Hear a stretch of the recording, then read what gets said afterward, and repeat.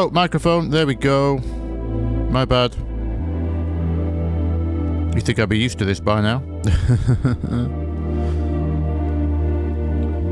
Hello, everyone. Hello, Abraham. Hello, Chris. Hello, Arami. What time is it in South Africa? Hello, Addison. Hello, Train. Hello, Tekum. Hello, Fuji.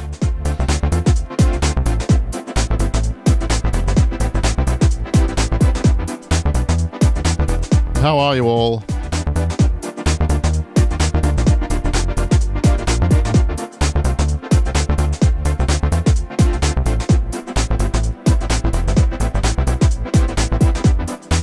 Where can you get atmospheric vocals for deep house in bulk?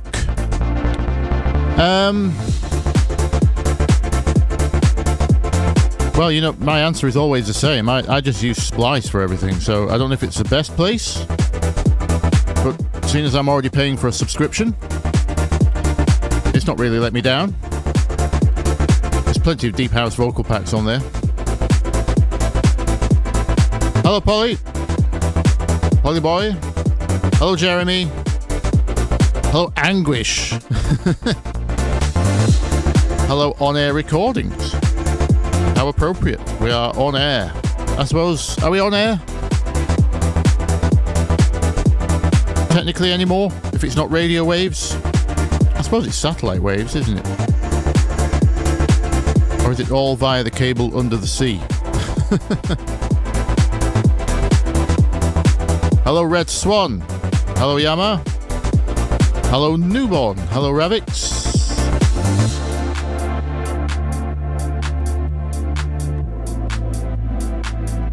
Alright, thank you, Polyboy.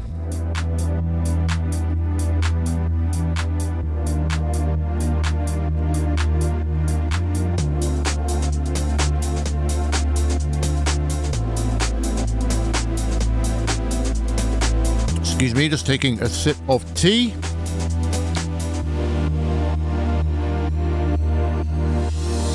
Settling in.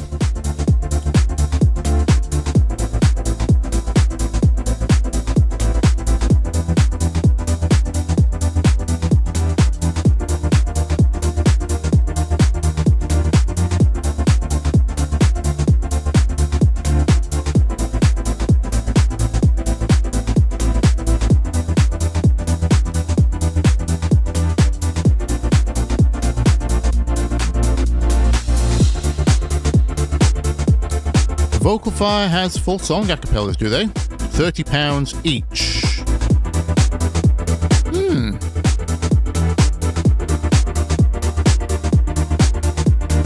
That's not too bad. One of the things you certainly lack on Splice is usually a full song. They give you like one verse, one chorus, maybe one pre.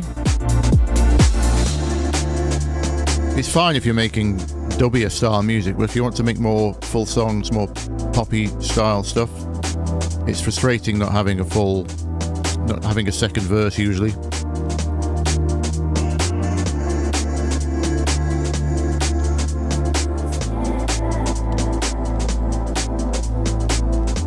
Okay, so that's a couple of people asking for arrangements. Should we go into arrangements?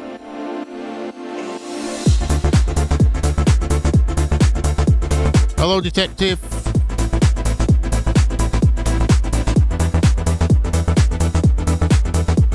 Hello, Captain. YouTube's done it again. 2 minutes into the stream, it suggested now would be a good time to insert adverts. Why does it do that? I don't think I make anything from these streams anyway. I usually end up referencing someone else's music and then get instantly demonetized. So should our kick drums always be in mono, says Anguish. I do. I mean, there's no rules, right? Who's to say you're not going to be the artist to make stereo kick drums popular? It might be a new thing that you you turn into a new style. I don't know. If you're ever releasing on vinyl, you definitely want your kick drums to be in mono. So the whole thing about low end and let me just turn this down a little bit. How is the voice music balance, by the way? Everyone okay?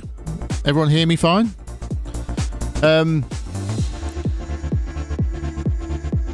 So the whole low end stereo thing being a bad idea, that came from mostly vinyl because because the waveforms are so long down there. Any phase trickery down there would cause the needle to skip the groove. So obviously bad idea, and it meant the grooves had to be cut wider as well, which means you had less time per side on the vinyl, so you couldn't have your songs as long.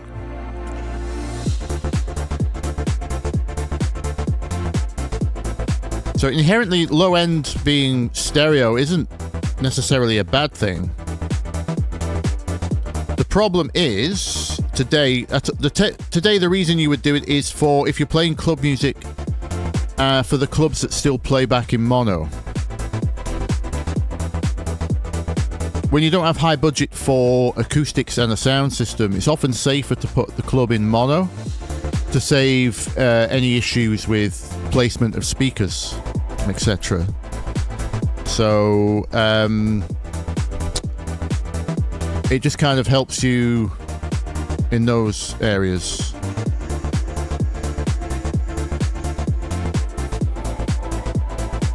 If you look at any by the way, new plugin, free spectrum analyzer by Reflex, is pretty cool.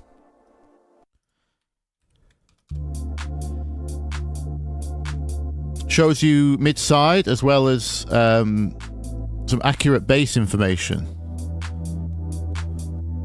I quite like this one. I've not got used to it yet. I can't make good readings, but it's very good at showing you those low notes. If you look at the notes it's highlighting, I think it's quite useful for that. As you can see, mid-side wise, when this kicks off, let me go to the drop. You should see I have a lot less in the sides than the... Nah, not too bad. I've not been as fastidious on this one as keeping my low end in mono. But it is. The yellow line is the side channel, by the way. The difference channel. If you're confused by those terms, stereo sound works by mono and side. So everything that's common between the two channels of the stereo is the mono, the mono sum, or the middle, and then everything that's different between the two channels of stereo is the sides. So when we play back in mono, we're only left with the middle, the mid, which sounds like this in my case. Because I mostly make club music, I don't want to risk things being out of phase or sounding weaker on certain clubs, because I don't know where they're going to get played. So I don't spend too much time trying to make it sound beautiful in stereo. Any chorus or reverb or delays, etc., that are just part of my aesthetics naturally tend to generate stereo, so I kind of just leave those alone as long as they're not well, the only thing I do check is the stereo below probably 100, 200 maybe. This track is not the best example of it, to be honest. This was just made for a backing to the video, the last opinion piece I did on track feedback. So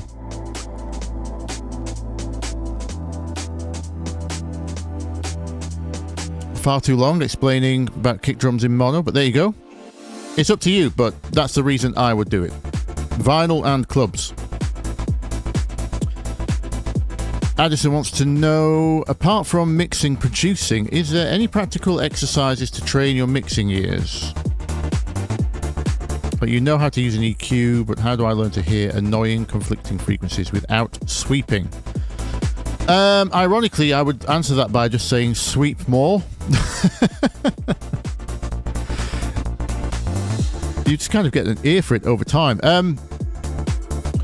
There is a good website called Sound Gym, which kind of gamifies the whole process. Oh, by the way, this plugin lets you sweep up and down for width as well, which I think is quite cool. Not sponsored, by the way. I've literally just discovered this and I'm testing it out.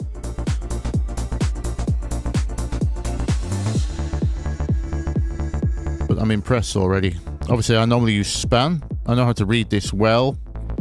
I've been using this for probably a decade, so Span is my go-to. So this is what I know and what I'm familiar with, but the new kid on the block, I'm either going to use alongside it or I might replace Span eventually. If I get used to reading this. Because to get this kind of accuracy in Span's bottom end, you have to turn this into a higher block size, like 8,000, 16,000. And when you do that, the frame rate goes to pot. So I presume Voxengo, it's one chap, isn't it, Voxengo? I presume he limited the frame rate so it doesn't take up too much CPU. But it just makes it very hard to read. I'd like an option there to change the frame rate independently of the block size. But until then, this is a lot more bass accurate. You can put it per semitone, half octaves, anywhere in between. I think it's really cool. Anyway. Sorry, back to your question on recognizing conflicting frequencies.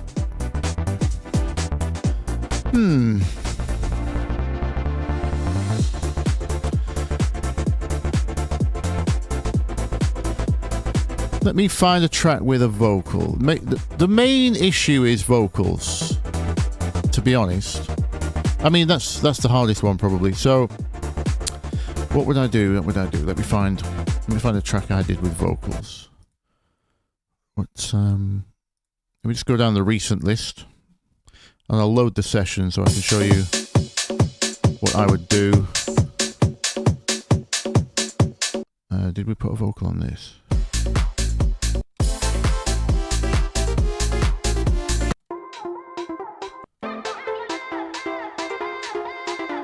By the way, anyone want to guess the tribute?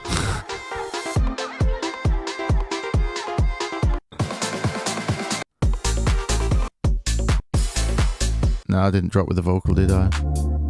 I need to find a poppier track here. Feel the power. Feel the power. Right now. Right now. Right. Did I keep the rap in the drop on this one? No, I didn't.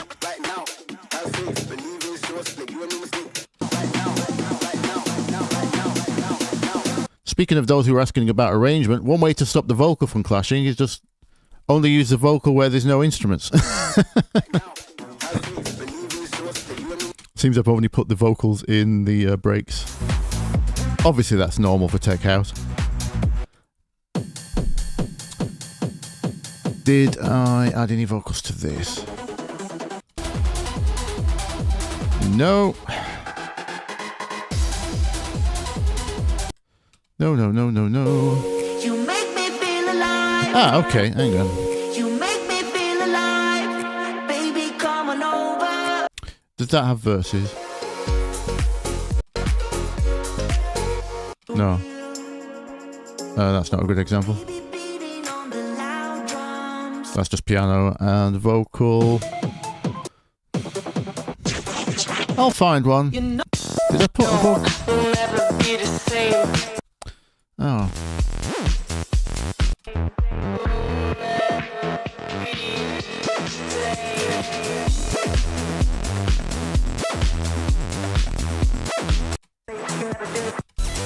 No, I didn't put one on there. I think all these recent ones have been raps. I'm a mess, mess, mess, mess, mess, mess, mess. I'm a mess. I'm a mess.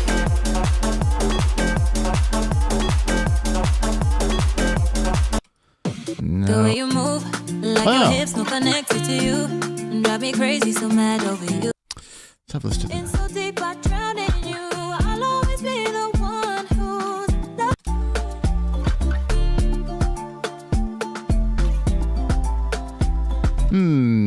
that's cool. loving you, you make it easy to. In so deep, I drown in you. I'll always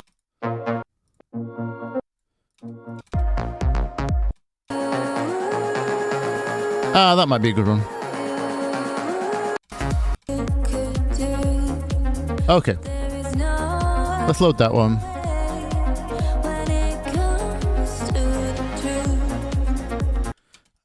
I'll bring in the I've already got the sidechains compression set up on my vocals, so I'll just drop the I'll try and drop the what's that one called? Waiting Medusa Style.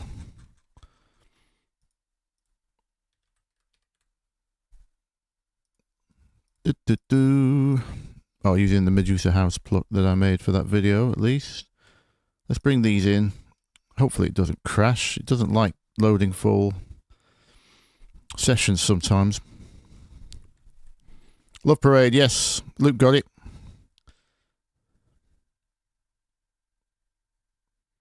Make something using suggestions from ChatGPT. Oh, we could do that. Well, we've got to ask it. Where's our vocal? Oh, it's up here. Right.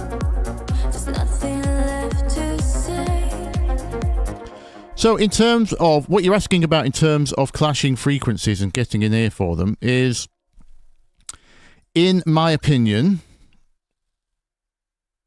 actually, let me make sure everything in here is put inside the music group. So my voice side change it all. Just before I finish that thought, everything go in the group. Thank you. Right. 1, 2, 1, 2. Yeah. Right. So you're asking about masking. So overlapping frequencies, which is obviously normal in music. You're going to get a lot of that. Most sounds overlap in the mid-range. Basically where our voice frequencies reside.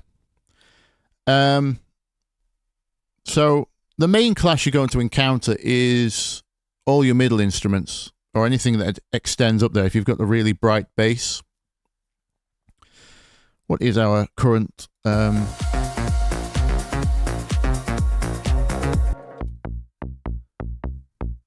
our bass isn't too bright. It's very attacky. So the shape of sound is very important to pay attention to. For example, this bass. It's very short, and if you can hear the tick on it, the attack, the transient, that's all at the beginning. This is what I mean when you need to get an idea for the shape of sound.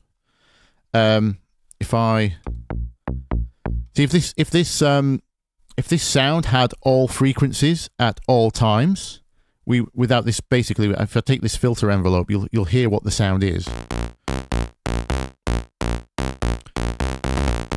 So the high frequencies are now go for the full length of the note, whereas when the sound is like this, the high frequencies are only at the beginning of the note. So, and this is the same thing for obviously drums. Drums are percussive. And so any masking of, for example, the high frequencies of this bass is what we call temporary, because they only exist for a very short amount of time. Same with drums. Drums are temporary masking. Drums have less masking as well because they are pitchless usually. So there's no pitch clashing as well. Now, if you need to also know about how the human ears work. If you think about the whole spectrum of sound, let me just loop this kind of drop section thing here.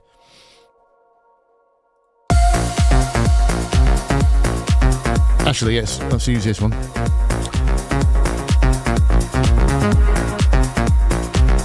So our ears are actually... Our brain is the thing that makes sound into very complex emotional things, but our ears are actually quite simple in the sense that if there's two things covering the same frequency, your ears can only hear the louder one. It's that simple. You can't hear multiple things at the same frequency. You can just hear the loudest thing. It will always mask whatever is underneath it, volume-wise. And that also goes to some degree to the frequencies either side of that. So, for example, if I have multiple instruments here, in this mid-range, what we at, 800 hertz-ish, whatever. My ear can only hear the loudest thing at 800 hertz. Obviously, if there's temporary things coming in and out because they're percussive, like that bass stab versus the snare drum versus a vocal, blah, blah, blah, things are going to swap places in the loudness war over time and very fast. So that's how you can hear multiple things at the same frequency, but they're not happening at the same time. This is how arrangement plays into mixing as well, because you kind of need to be aware of that. It's why the whole offbeat bass donk thing happened, because if you try to put the bass on the same note as the kick drum, all your low energy gets used up and you can't hear the bass anymore because the kick drum will just take over. Well, whichever one you choose to be louder, usually the kick drum is more important in the 4-on-the-floor dance music. So it's why the kick donk genre kind of naturally appeared, and also side chaining, because if you try to compress all sounds, the pumping effect will happen after the kick drum and let the rest of the sounds through when the kick drum is not there, the most dominant sound. So what I'm trying to get at is just, pay attention to where sounds are and their shape, how they take place over time. So, and the ears can only hear one thing in that place at that time, is what I'm trying to say. So, for example, I have no clashing problems here because I said this in the vertical arrangement video about this. In fact, I used this song as an example. Obviously, our drums are important. This is dance music. This is a more poppy kind of... It's not exactly full club, is it? But you know, you get the idea. My focus is this lead sound,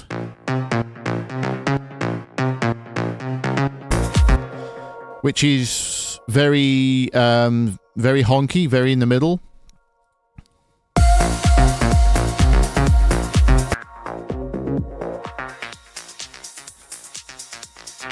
So it's strong all the way through the mid-range, even into the low mids, which is why we don't have a very buzzy, bright bass, because that would also clash with this. If we highlight this, the lead and the bass,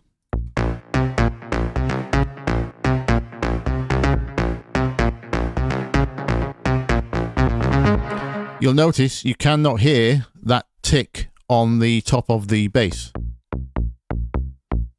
It's almost redundant when the lead is in.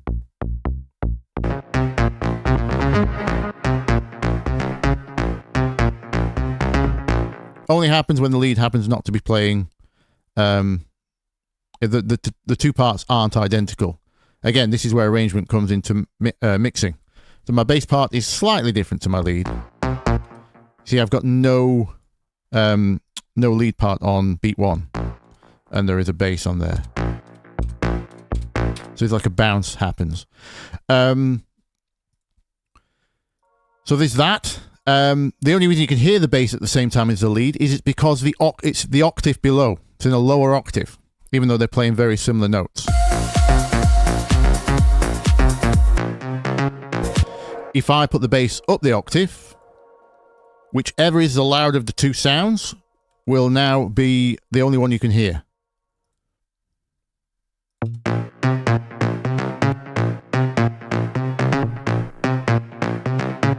Okay?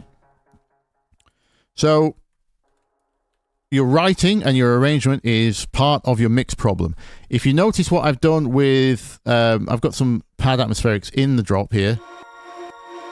So this is all mid-range stuff. This is all potentially dangerously masking my lead.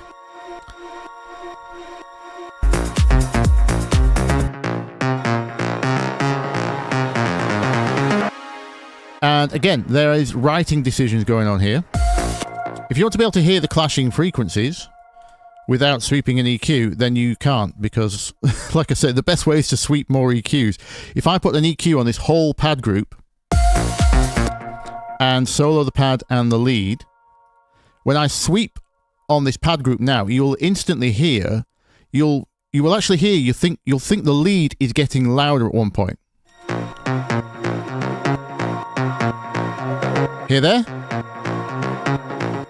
It sounds like the lead is getting louder. Can you hear that?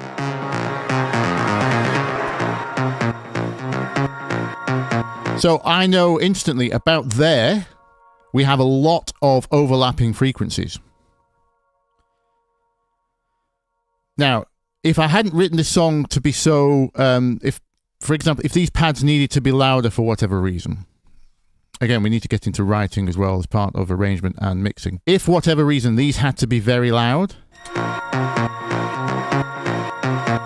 then I would be looking at either a dip here or a dynamic dip here.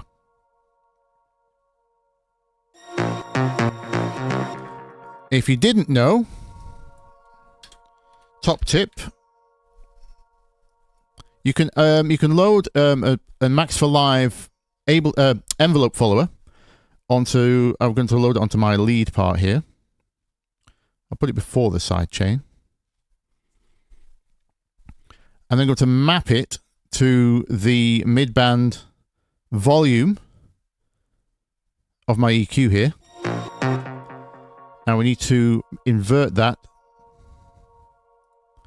So it starts at 50%. And then we can choose an amount it can duck by. And now you'll see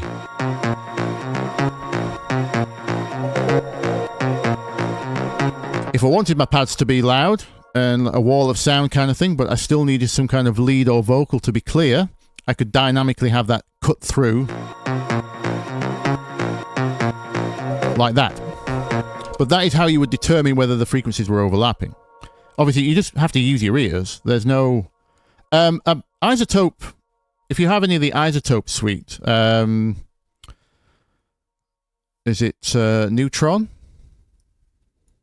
I believe. I don't know if the Elements, the baby version, does it, but the full version has a built-in masking checker thing, and it will kind of do some of this for you. It's not great in my experience, although I can't hand on heart say I tried it properly, because I'm so experienced at this now that I just kind of know what to do and reach for.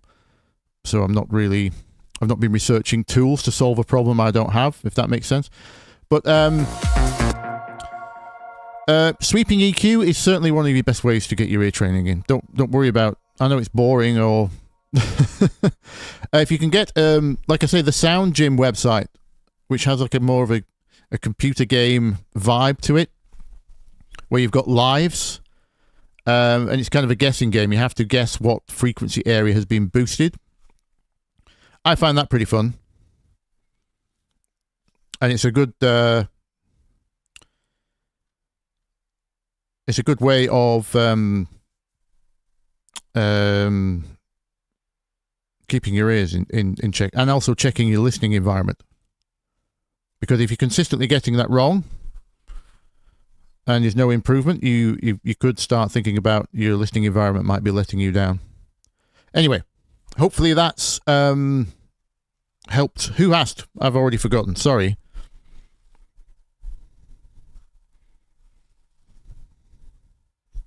How is everyone? We've got some new people join us.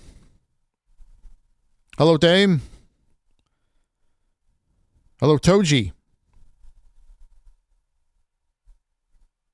He's watching the old live stream. Late for the current session.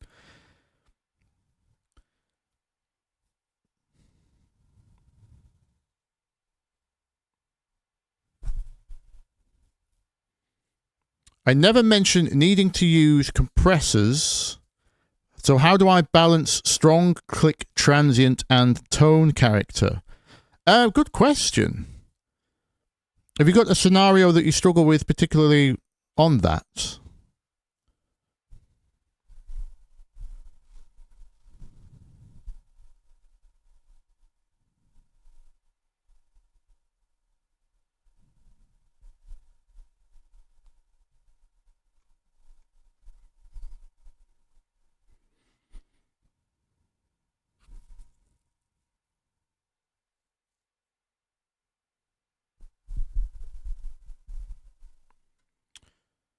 So everyone's on mastering and loudness questions. So the loudness of your track, I recommend you watch my, was it my bass processing video?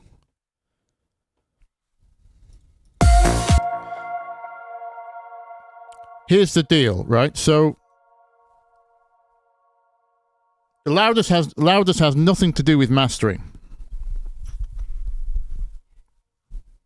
Loudness starts at the beginning.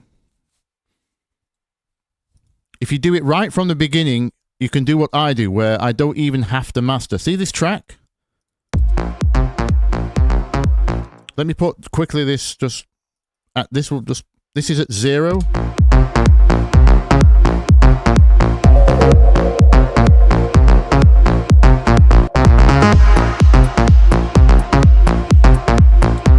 -7, -8 LUFS. I'm fine with that.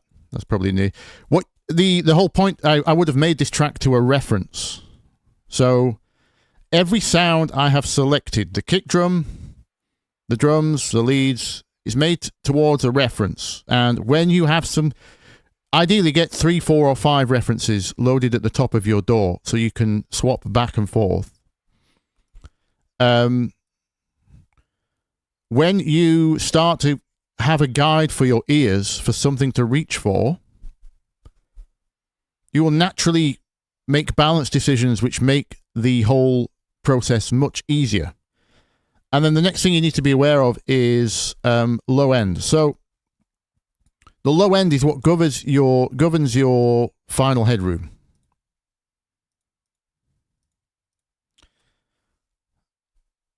Let me load in.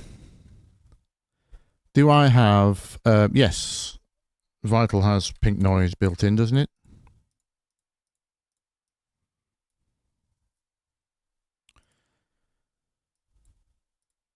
So if I play back pink noise, it does have pink noise, doesn't it? Yes, we got pink noise in there. Right, okay. Do-do-do-do.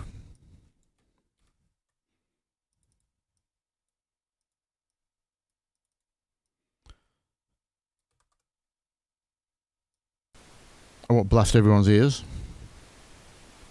So if you don't know what pink noise is every frequency at equal energy. If you look at pink noise on a spectrum that isn't slope compensated, so most spectrums will have their slope so that the bass looks equal with I think the default is either 3 or 4 or 6 on something like span. If you put the slope to 0, which I always do, and look at pink noise on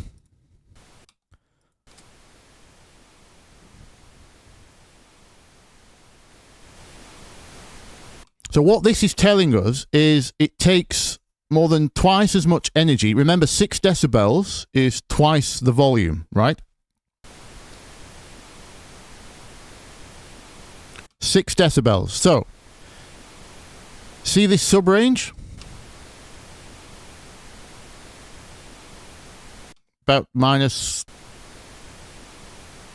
30, 40, minus 38, minus 40-ish. And then just 1 octave up. Where's the next kind of 6 decibel drop?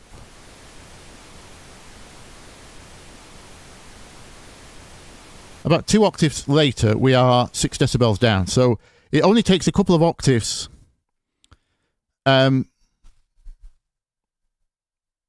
Yeah, so peak noise is the same amount of energy per frequency. So you can see it takes up more than double the amount of energy to produce the same sound 2 octaves down. So what you're looking at there is bass energy takes up, 10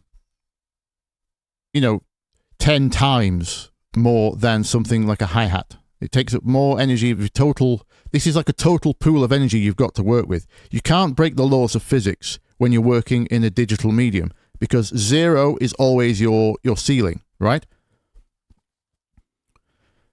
So you have a total finite amount of energy to work with, which you have to distribute well, or things are going to start to take away from each other. And if you don't get this sub-region tidy, I'm going to say the word tidy, it's probably the best way I can describe it.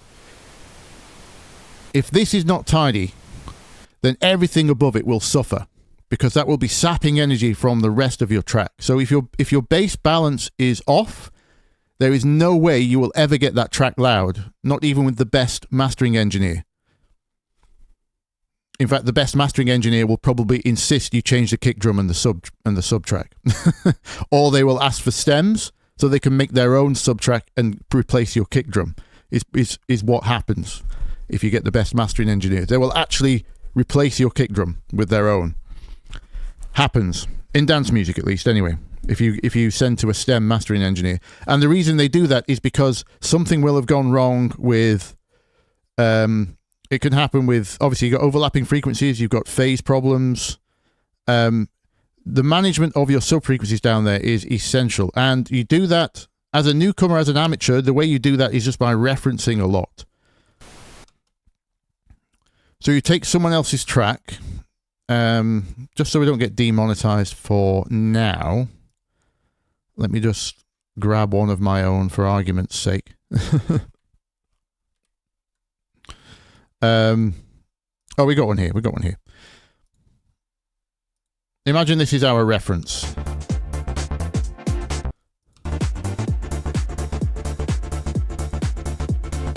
So what you can do is take a plugin like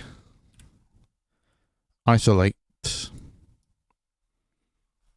Obviously, if you have a good environment with great speakers and a subwoofer in a very controlled room, you don't need to do as much as this. But if you're, I'm presuming most of you obviously don't have that. So what you need to do is, I like to highlight, say, for example, everything below 80. I don't know what you guys are listening on. You might not be able to hear this.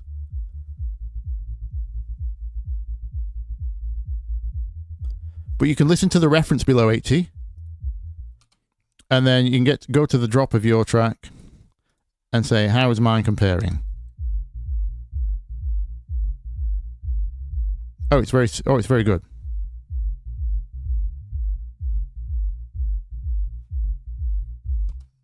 But that's how once you train your ears well to listen, the same person I was talking to earlier about masking frequencies. You see what, did you see, by the way, what's going on with my EQ down here? Speaking of management of the sub-frequencies,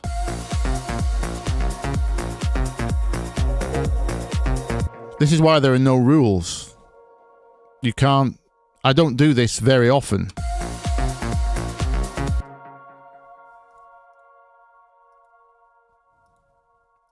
But I've had to sidechain my bass in a very weird way.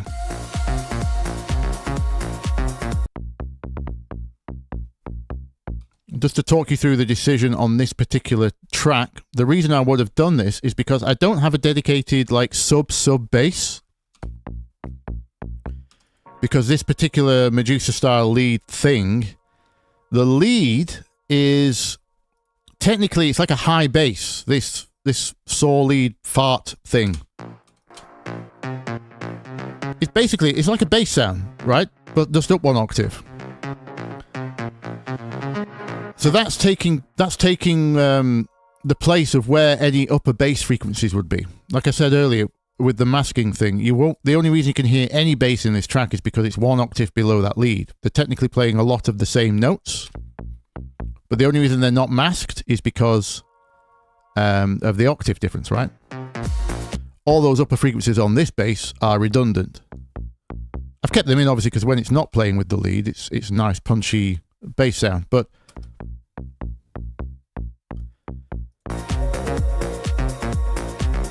you can see what I've had to do here. Because I have no dedicated subtrack to sidechain separately,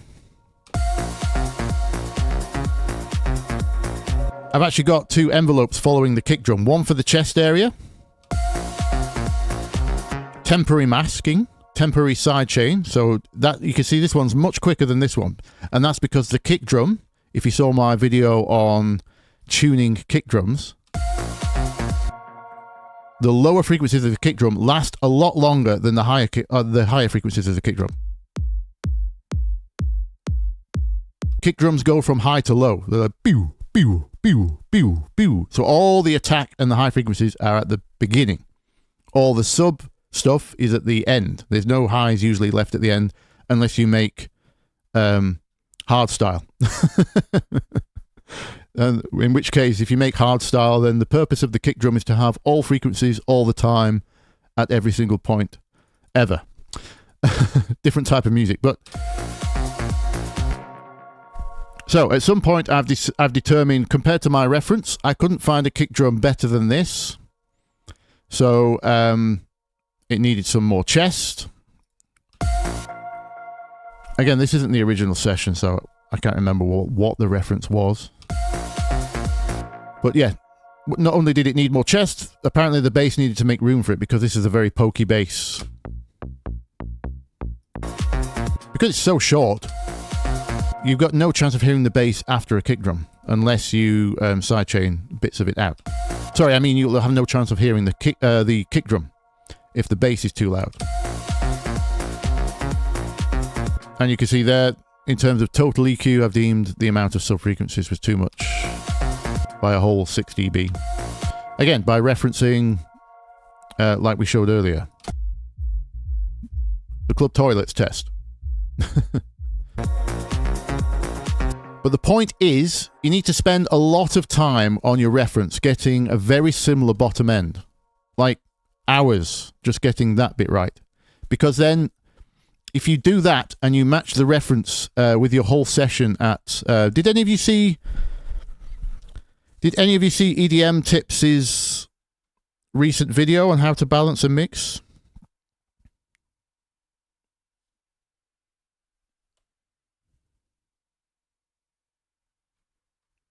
By the way, because he recommended what I don't recommend, which is you put your whole track down -12. I don't work this way. For those asking about mastering, when you do get your bottom end right, and your sound selection is on point, and your arrangement is on point, and you've written it so that things aren't overlapping and clashing. Again, writing and arrangement are a big part of mixing. It's not just about EQing stuff and compressing stuff to make sounds work together. It's also about how you write these things.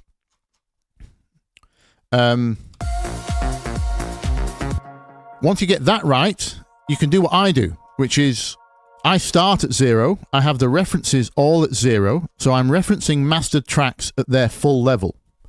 Then every decision I make is also trying to emulate that, right? So every sound in my session will be a similar balance and choice compared to my references. So then when it comes time to mastering, I don't have to have anything on my master. If you look at what's on my master channel here, I have a utility. This is just so I can check in mono. This is for checking the low frequencies. I have my span, that's just a meter. I have my goniometer, again, metering. This is so I can check whether my low frequencies are doing weird phase things.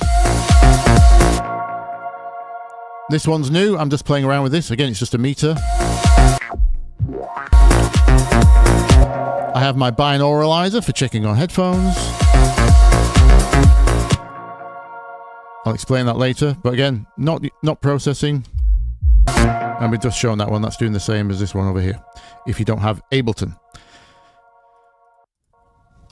If you do have Ableton, no need to download Isolate. You can do it with this, but Isolate gives you more bands. Anyway, there's nothing on my master doing any processing.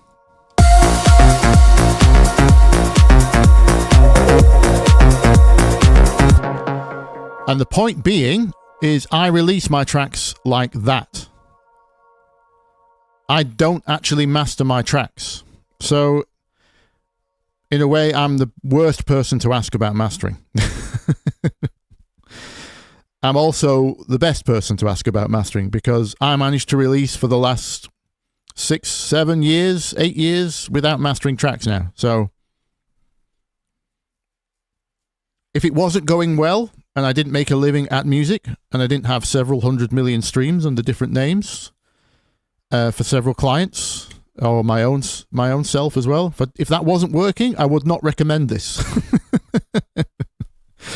Because no one at engineering school is going to recommend that you don't master your tracks. But again, I read this from one of the best mastering engineers in the world, in his book. Bob Katz, in his book Mastering Audio, said, quote unquote, the best mixes do not need mastering. And I took that to heart.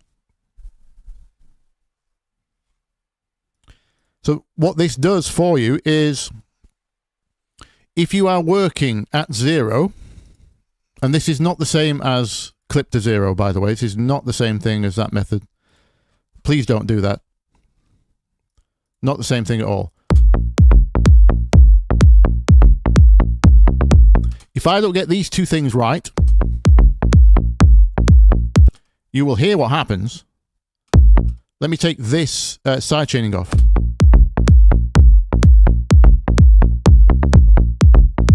Or if I take this off.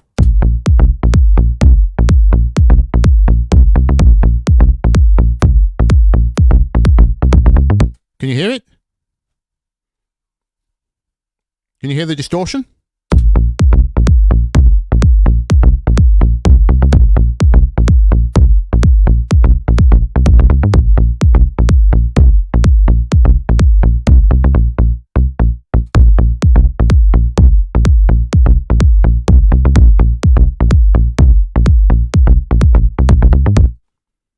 Yeah, you can hear the farting.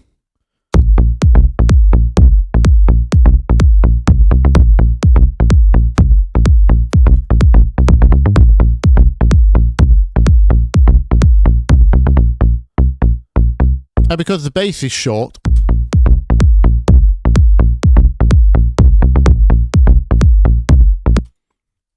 let's try lengthening the notes actually. How bad does this affect it?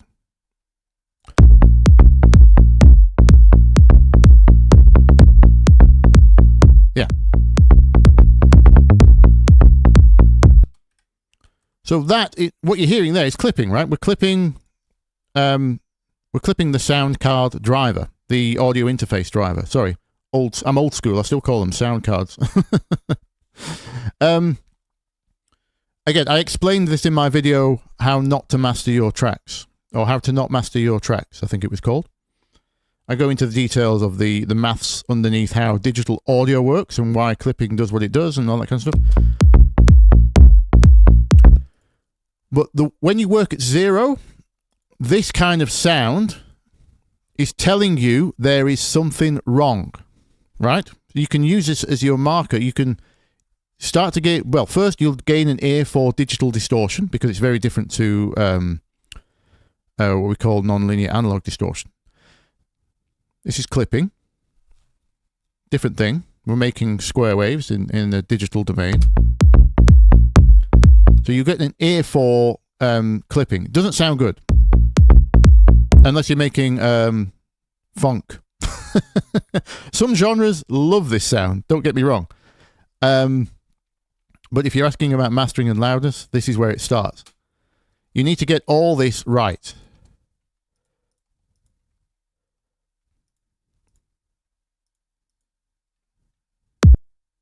Oops, Ableton has just decided it doesn't want to.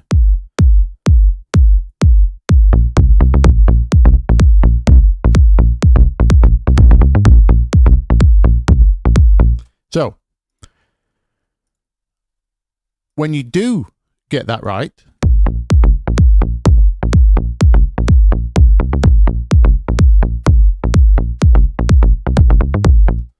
have I missed something? There's one more thing, isn't there? There was note lengths.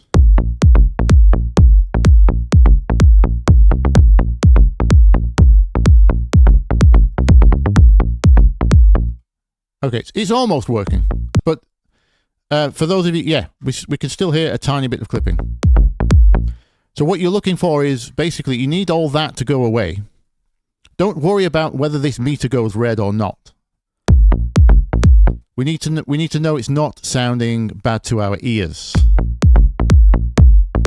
That's the important bit. The red light isn't an indicator of good or bad, right? Especially if we're not going to add a limiter. I mean, obviously, we could make all this go away by just adding a limiter, but then we add other types of distortion. Now, clipping is fine in very, very, very small, fast amounts. Remember earlier I talked about the shape of sound? Transients, the attack. If I add a limiter to the track, you'll notice the drums die a bit.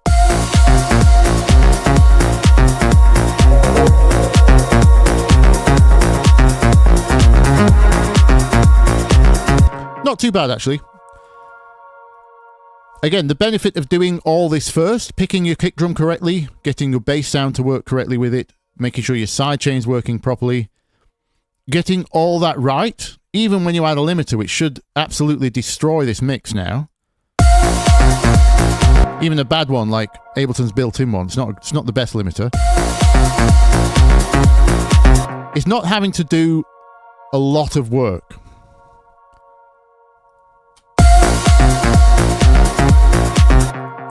So it's not actually destroying the sound that much. I was expecting that to do a lot more damage, to be honest. But the only reason you would add that is to make the green light stay on. That's all you're doing. It's not better for your sound. It's not worse for your sound. It's a case by case basis.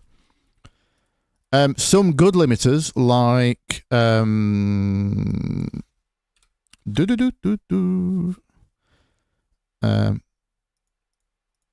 the modern algorithm inside of Isotope's Ozone. I've never upgraded. I'm still on. I mean, I started on version 1, I think, but I'm on version 8. What are they on now? 11? Can't remember. Anyway, so I have this default to modern algorithm.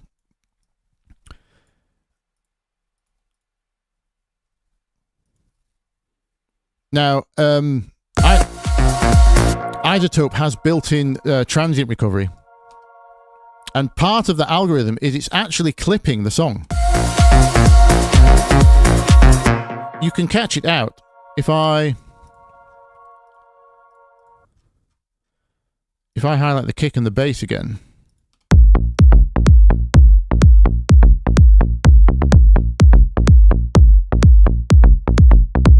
And let me take off my side chains just to push it a bit too far. Hear the distortion?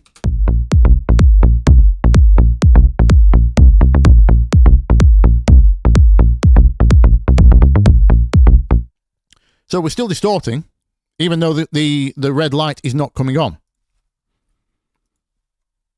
Some of that is what's called release distortion. That's part of the envelope of the compressor letting go too. I mean, the limiter compressor, same thing. Letting go too fast will create what we call intermodulation distortion. Doesn't matter what it's called. It will create a different type of distortion. Some of it is the inbuilt. It's got an inbuilt clipper, soft clipper, hard clipper. Don't know, but they do intelligently try to clip transients, just like you would. Well, just like I would here. So, anyway, the point was, if you want to master, if you get all that right, at the bottom, then everything else above that can breathe, not freely, because dance music is bottom end dominant, so it's always going to be a fight.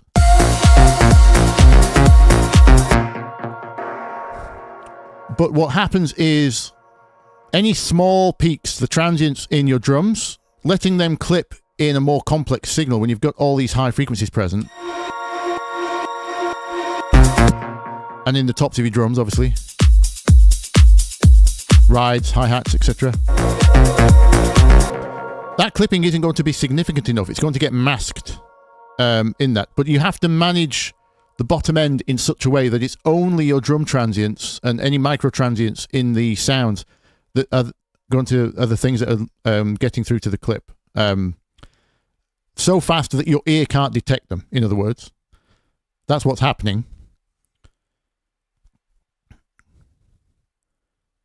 Because remember, we're dealing with minimum of 44,000 samples a second. That red light means a possible 3 of them got above 0. That's what it means. At least 3 samples out of 44,000 in every second got through and turned that light to red.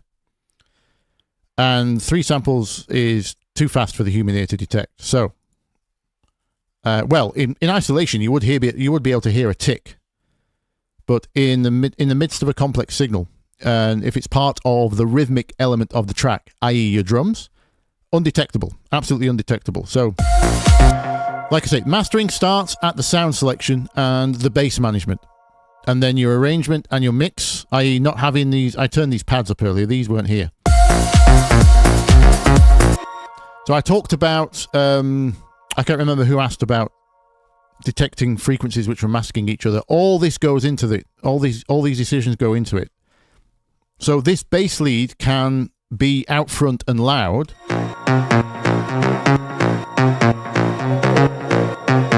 Because none of my competing sounds here are either transient or melodically clashing. I've just got a held pad. Very quiet.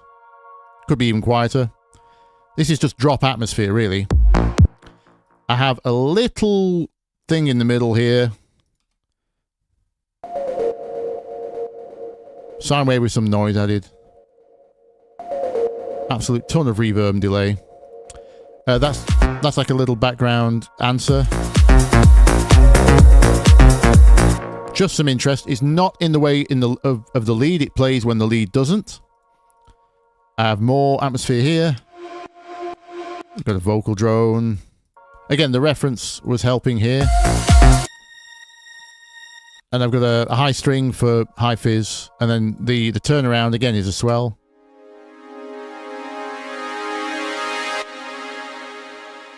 Different chord. Again, to separate it from the lead. That's chord 7, whereas the lead is mostly painting chord 1. This is just a minor kind of arpeggio on chord 1. That's what the lead's playing.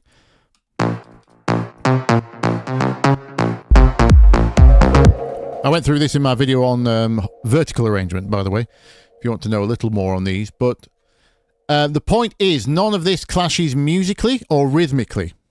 And we have a very attacky, rhythmic sound playing this main riff. Like I say, it's almost a bass. It's just 1 octave higher than a bass. So this is covering the whole mids. Nothing I want in here can clash with that. Rhythmically, musically, tonally. So it's very quiet. It's pads. You get the idea. And because it's not clashing, there's nothing fighting, you're not going to hear any clipping in the mids because they're not fighting. So, what don't I like about clip to 0, says Samuel. Right. Get ready for the rant. So when you clip, you're effectively creating a square wave, right? Square waves have... because you're creating part of the signal which is squared off at 0. It's a row of zeros, right? It's the loudest sound that can be made. So, let me turn this right down. Excuse me. Excuse my throat, by the way. The music the music last night at the pub was extremely loud, and we had to shout to talk to one another. And now my throat's feeling it, so I may be coughing. So, square wave. So if you look at square wave on the analyzer, obviously we start with our fundamental. We have an actually square waves don't have an octave harmonic. They have an odd series of harmonics only. So the next harmonic on a square wave is the fifth above. But then above that, it just goes on. It's an infinite series of odd harmonics. All the way past what we call Nyquist, which is our frequency limit, governed by the current sample rate of our audio device. In my case, I just run at the traditional 44.1 that was standardized during the CD period. It's absolutely fine for me.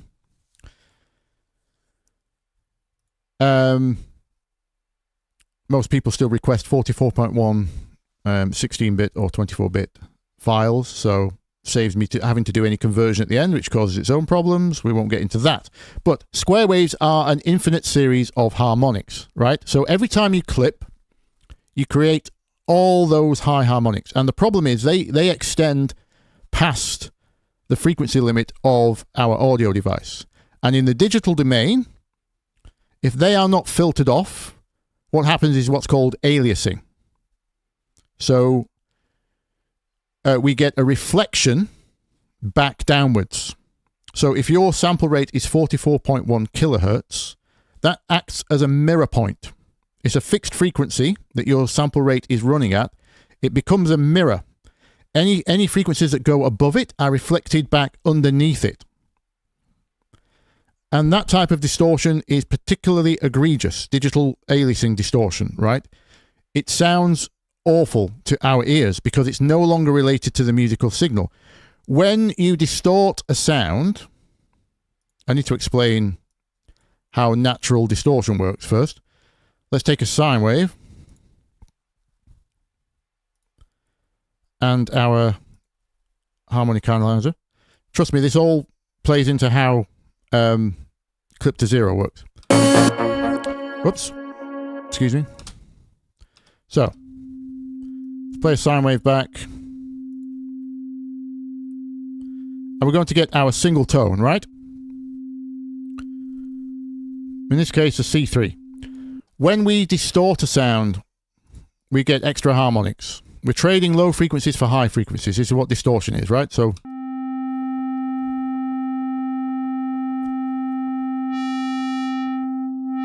this is what distortion is. You start with a pure sound, and we add harmonics. But the thing with these kinds of distortions is, if this note were to change, all the harmonic distortion above it is related to the musical note. So the second harmonic will always be an octave. Well, it depends on the type of distortion, but it will always be related to the fundamental pitch. See? It's still a fifth up. A sharp is still related to D sharp. It's not the same, even though it's the same distortion. When the note changes, the harmonic changes. When you clip, those harmonics that are reflected back down are now related to your sample rate. They're no longer related to the note that went into that clipping, right? So the distortion is no longer related to the notes being played, the musical notes, which makes your ears hear them as harsh, brittle, just not cool. It's the same effect as when, in fact, let's add those harmonics back in, and let's pretend our sample rate is not 44.1. Let's manually introduce some aliasing distortion. Hear that?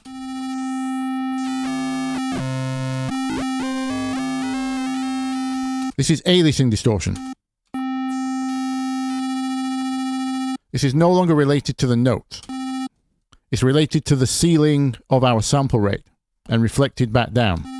which obviously isn't moving, that's fixed. So you get all kinds of nasties. Now, obviously, some genres will love this. Like I say, funk. And sometimes I will deliberately down sample a sound to get aliasing distortion. But in terms of your whole track, those that use the clip to zero method, they're clipping on every single bus, right? So there's two problems. Clip to zero says if I clip, let's use free clip, which is actually one of the better ones. If I clip my drums to zero, let me get rid of my sine wave a second. If I clip my drums to zero, we should see some clipping going on here. There we go, we've got some red. We're clipping to zero. And if I add my bass and clip that to zero, clip to zero thinks, I can't remember the chap who popularized this technique. Whoever thought that this would stop it from clipping total doesn't know the science of sound. Because look,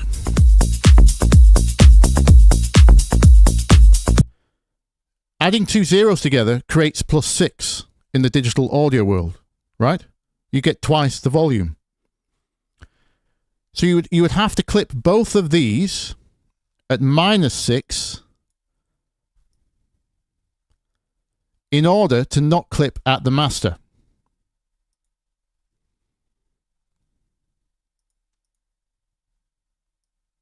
So we're already 6 decibels off. That's twice the volume. So your track's now half as loud. You can hear the results, obviously.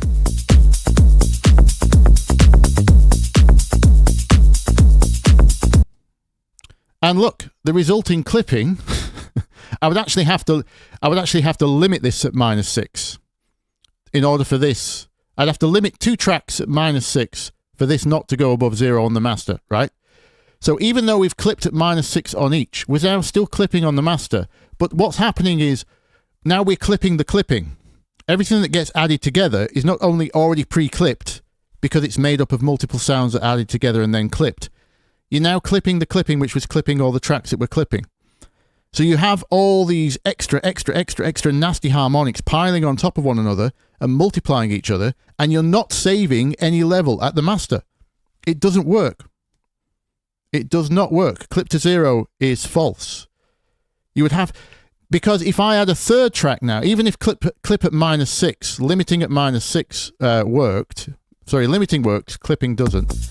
If I limit these to -6 and then stop the master going to 0, as soon as I add a third track, now everything needs to go to -9 because that's how sound works. It's exponential, right? So then I have to lower the value of every possible bus or group what is adding towards the master. But you're still not solving the problem of clipping several things and then adding all those clipped things together, which just creates tremendous amounts of aliasing distortion and is the opposite of clean. I'm not going to say my version of clipping is clean, but it's a million times cleaner than clip to zero is. If you just let the clipping happen once at the master on the micro transients, undetectable. Clip to zero is someone who doesn't know how the physics of sound works and is looking at the numbers. Like, surely if this doesn't go above 0 and this doesn't go above 0 and this doesn't go above 0, then the master can't go above 0. That is not how sound works. As soon as you add any two zeros together, you get +6. Twice the volume. So all you've done there is multiplied all your extra high harmonics. You've reduced your sub-frequencies because, as I said, distortion is trading low frequencies for high frequencies. That's all it is. That's where those extra harmonics come from. You got them, you traded your low frequencies for them. So you'll have less bottom end, more harsh top end, and then you're adding that together to create even more harsh top end between the pair of them. Not good in any scenario. I hope that explains why clip to zero is non-doable. Doesn't work. It's false.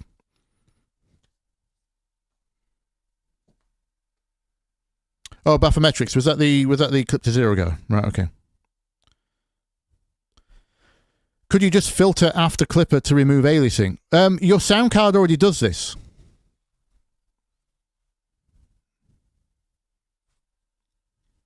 I mean, your audio interface and your DAW probably at the master stage will have a filter in place to reduce, but there's no such thing as an infinite filter.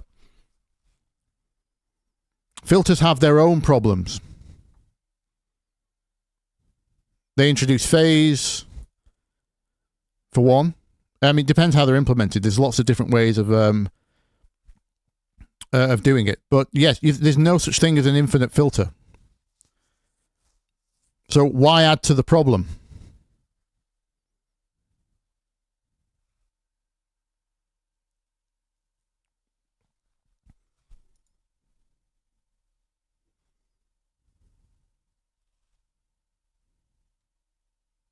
What would trading highs for lows be? Ooh. I don't know what that process would be.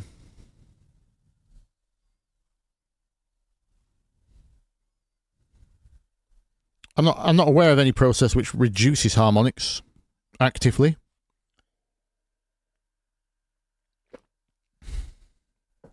Not that would naturally give it back to the fundamental frequency. Anyway, that would be kind of what would, if you deharshed a song, deharshed a sound with something like soothe, whilst there was a limiter on both of them, because then you'd be removing harmonics above, and it would probably auto compensate by having more headroom for the bottom frequencies. But again, because there's so little energy at the top versus the bottom, your gains would be very minimal. Anyway, yes, I hope that explains why clip to zero is nonsense. I have, who's this? Pill asks, I'm hearing less highs than normal people. Do you have any advice on how to cope with that? How do you know? I would ask. Have you been measured? Have you tested sine waves yourself, like high up?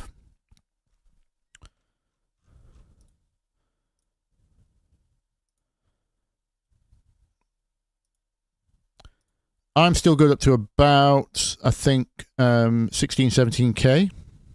Last checked. I've not checked for a little while. And I was at the pub last night. Like I say, I did have my earplugs in. I always have my earplugs in at the pub. Where are we at up here? I'm very sensitive in these high frequencies. They sound horrendous to me on their own.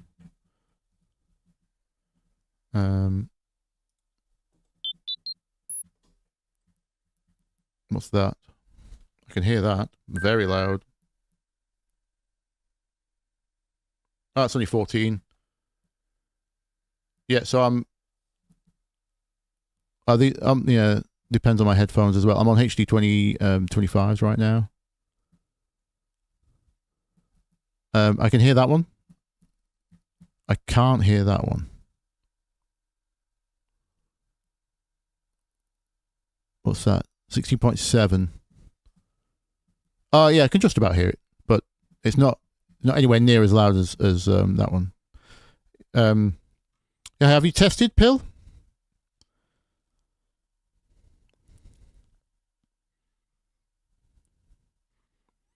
You're only basically, regardless of what state your hearing is in, the mid-range. The only important thing regarding writing songs is mid-range. And if you're making club music, you obviously need to understand the bottom end as well. There are rare conditions where you can lose low frequencies at a higher rate than your high frequencies, where the bones in your ears disintegrate. A friend of mine has it, has to wear hearing aids. He's only just hit his 40s, so It does exist, but that's extremely rare to lose bottom end, which is the more important one. And your solution is the same as everyone else, regardless of your everyone has different monitoring environments, and that includes your own ears.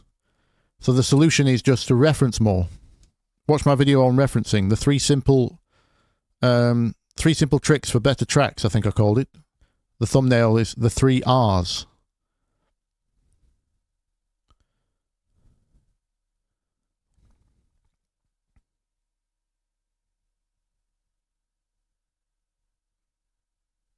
Nursing a hangover. Not quite, no.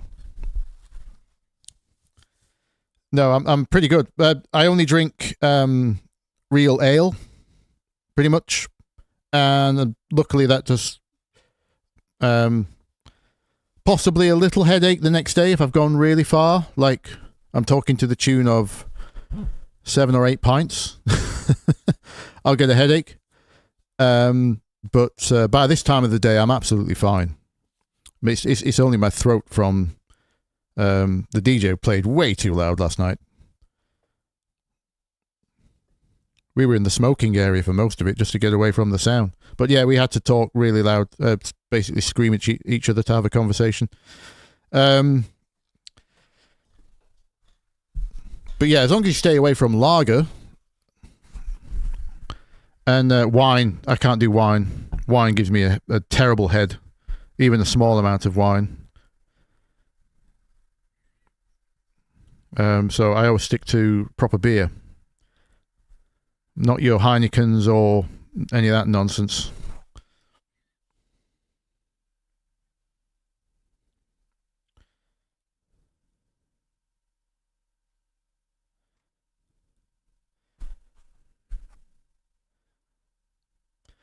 Albergus asks, if you were to remix a song, rearranging the drop parts, would you add a limiter to the original parts? I don't understand the question. Sorry. What type of... If I was remixing a song, I would try to... when I remix a song, I would take an element like the vocal or whatever the hook is from the track and make a new track around it. It would just become a new part in my arrangement. So I wouldn't be using the original drop. And if I did, it wouldn't need to be limited because it would already be mastered, surely. If I do like include any part of the original song in its entirety, it would be naturally, it would be pre-clipped or limited, wouldn't it? So, because it's been mastered. If you're asking about adding stuff on top of... Oh, excuse me. My sidewave's still reloaded. If you're asking about adding stuff on top of a mastered track, then I would usually carve out frequencies before limiting. Depends if what I'm limiting has drums in it, usually. And again, it's case per case. I hate the sound of limiters. But only because I've got very good at transparently clipping. If that makes sense. I'm not advising everyone does this. But the damage that a limiter does to a track is far outweighs any tiny clips I get that are undetectable, especially in terms of groove. I'm always listening out for what people are dancing to, right? Because this is my job for the last 10 plus years, right? So I'm really conscious of whatever impacts the groove. I'm not thinking in terms of numbers and trying to get maximum sound frequencies and all this nonsense. I don't work like that. You have to remember, music is an emotional experience at the end of the day. So if you're making dance music, you need to be making people dance, and that's kind of your aim. It's not about how do I get loud, how do I do this. I don't read this plugin I was explaining earlier. I've only just downloaded this. This is a new spectrum analyzer which has a lot of bass detail. I've only just noticed it has a LUFS thing in the top right there. I don't measure loudness ever. I don't look at loudness numbers. I hit export when it sounds good compared to my reference. And because it's in the ballpark of my reference, that is all I ever need to know. I have never looked at a LUFS measurement for my export. I use my ears only versus the reference when everything is at 0. That is it. I don't know what any of my tracks' LUFS numbers are. Some are lower than others. Some are bigger than others. It's just how it turns out. Depends on the key, the kick drum, the bass parts, how busy the bass was, something like that. There's all kinds of factors. Your LUFS measurement can be affected by how long your kick drum is. So it's useless. Because tracks with longer kick drums that require longer kick drums for the groove you're going for versus your reference are naturally going to have higher LUFS measurements. So there's no point making tracks with shorter kick drums try to measure the same LUFS measurement, because then you're arbitrarily just trying to push to a number that isn't telling you anything. And like I say, you need to be looking at whether people are dancing to it or not. That's the only... How to produce mono compatible sounds, Manfred. What you do is you reference in mono and you make all your sound choices in both mono and stereo. Let's undo this again. This probably won't represent the same mix anymore because I can't remember what I've done to this track. Now we've been talking and I've been adding things and taking away. But anyway, just so we get the idea. What you're listening for is, here's stereo.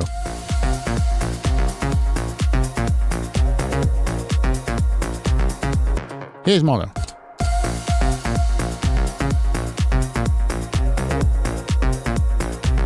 Now, what I'm listening for is the balance of the track as I intend it. Does it work? Is the kick drum still punching? Is all the groove still there? Does the clap still have the same level of energy for the backbeat if the backbeat is important to the groove?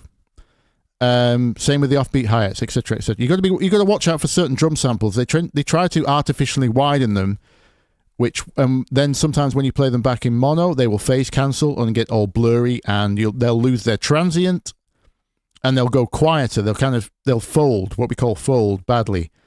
So you have to listen out for all of your things. Does your groove survive properly? Can I still hear the main, like, for example, our lead is our main element here. Is that still out front, or is that folded completely? Or is the relative balance of everything still pretty cool?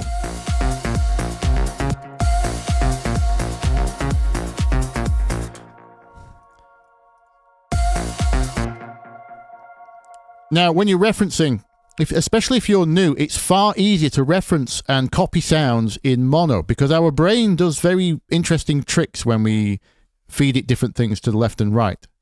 It starts to make weird things in the middle, like phantom centers and other kind of things.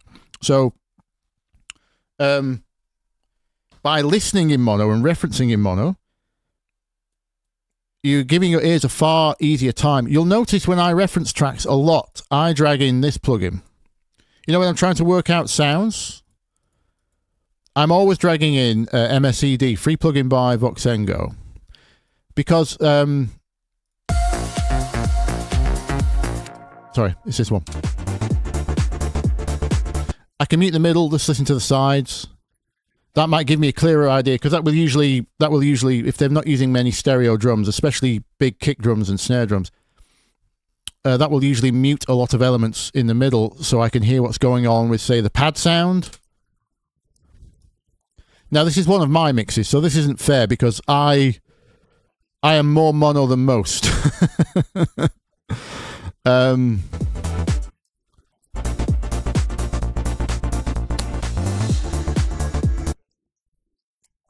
But you can see all my drums pretty much cancel in mono. Some of the clap survived. So it's not the best example, but and then any plugin that lets you listen to the left on its own versus the right on its own as well. Ableton's built-in utility has one of these. Left, there you go. Let me just put this on the master, sorry. So now we'll listen to the left mono, as in not what's combined by both tracks, but what's in the left speaker only. There is no other way. There is no. You see my left and right don't sound drastically different, so... There is no other way. But yeah, just hitting mono on off very often. There is no. Especially if you're trying to do stuff on headphones. Headphones aren't stereo, they're binaural. So certain decisions are going to be badly skewed. It's why I made this plugin. You can download it on my... if you watch my free Ableton Racks video, the link is in that description. The debinauralizer. This tries to make headphones stereo.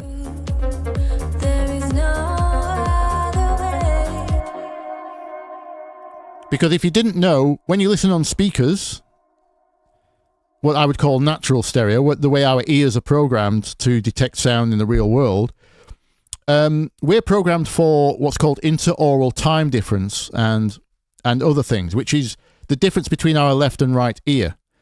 But at all times, our left ear can still hear what our right ear can hear, unless it's being piped directly into our ear via headphones, which is a very unnatural experience. So things which are supposed to be stereo, any panning, any reverbs, any widening effects like choruses on synths, for example, or unison on synthesizers, anything that widens things is going to be very hard to judge on headphones in terms of how it translates to every other system in the world. So unless you've identified your audience as being mostly headphone users, then just be careful. Mono, just mixing mostly in mono on headphones is going to be a lifesaver for it. Also, what mono, just being in mono, see, people often pan to, someone was talking about clashing frequencies earlier, masking, right? So one temptation people have is, for example, if my lead and my pad where are they? If I thought my pad and my lead were clashing, we did this earlier, didn't we? Let me just unmap that that envelope that I put on this. Where did I do it? It was here, wasn't it? Right.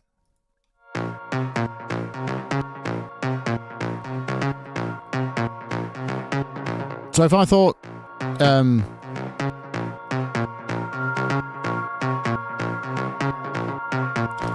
if I thought these two were in the way of each other, then some people would say, oh, well, pan one thing off to one side and then pan the other thing off to the other side.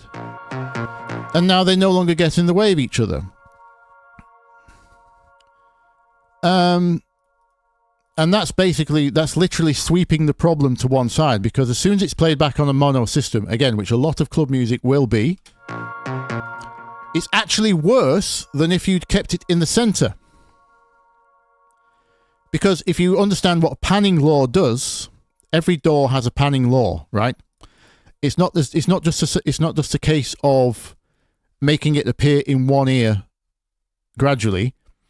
As you pan over, you're actually increasing the volume in one ear versus versus what it would be in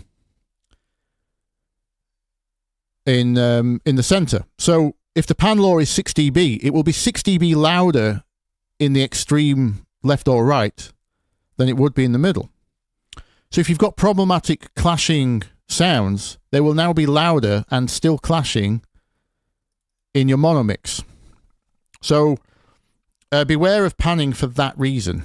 I would pan only ever for creative reasons, not for problem solving mixing. So when you are, if you choose to make a lot of decisions in mono, this masking, I know this is only hypothetical, these two don't really overlap that much.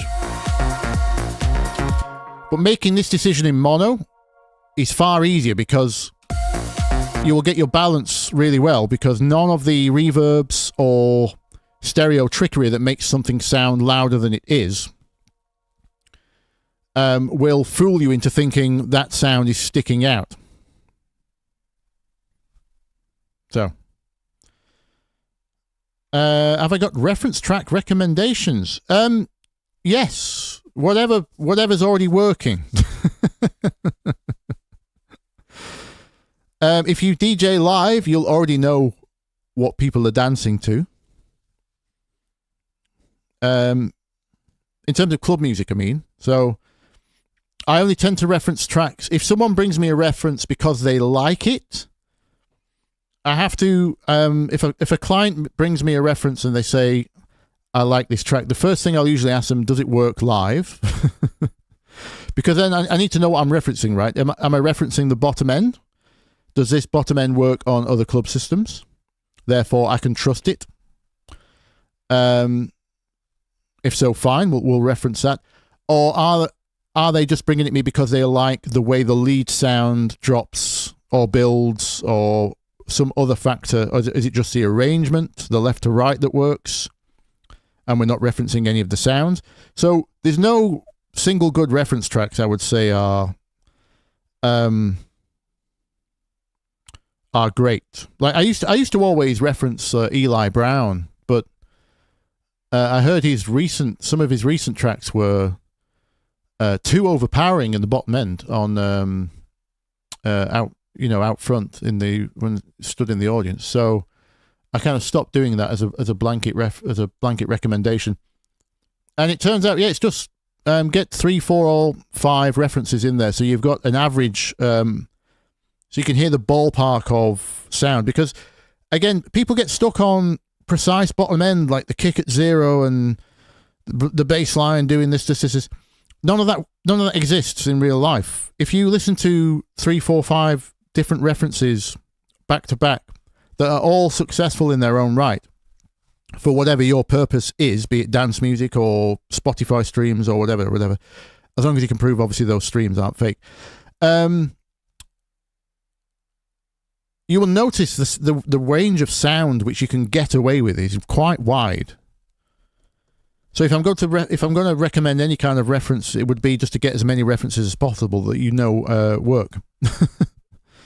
You can get that feedback from actual gigging DJs. In my case, I work for DJs, so I have that feedback every day. So I'm lucky. But if you're not going to the gigs or you're not DJing yourself, then you'll have to get that from DJ forums. You can't always trust the Beatport charts, right? I think it's only like 6,000 copies to get a Beatport number 1 anyway. It's not even that huge, so it's hard to tell what's popular from Beatport. But I'm just saying, find a good source for if to trust.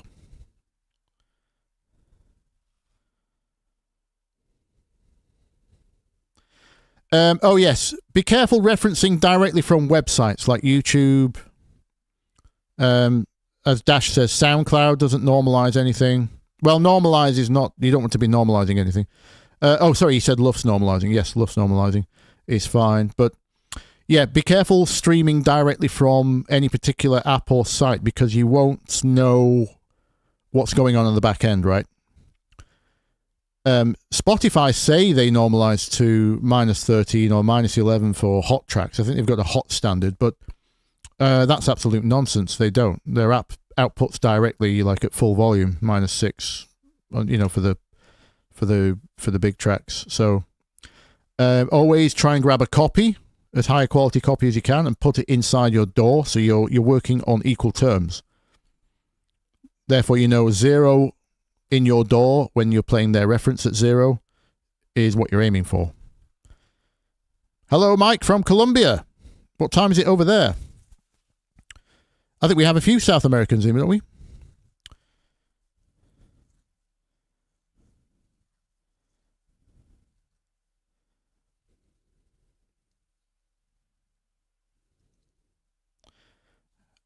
It's a great question, actually, Matthew. How many references should I put up before starting? Ideally, 3 minimum, I would say. as a kind of general rule of thumb.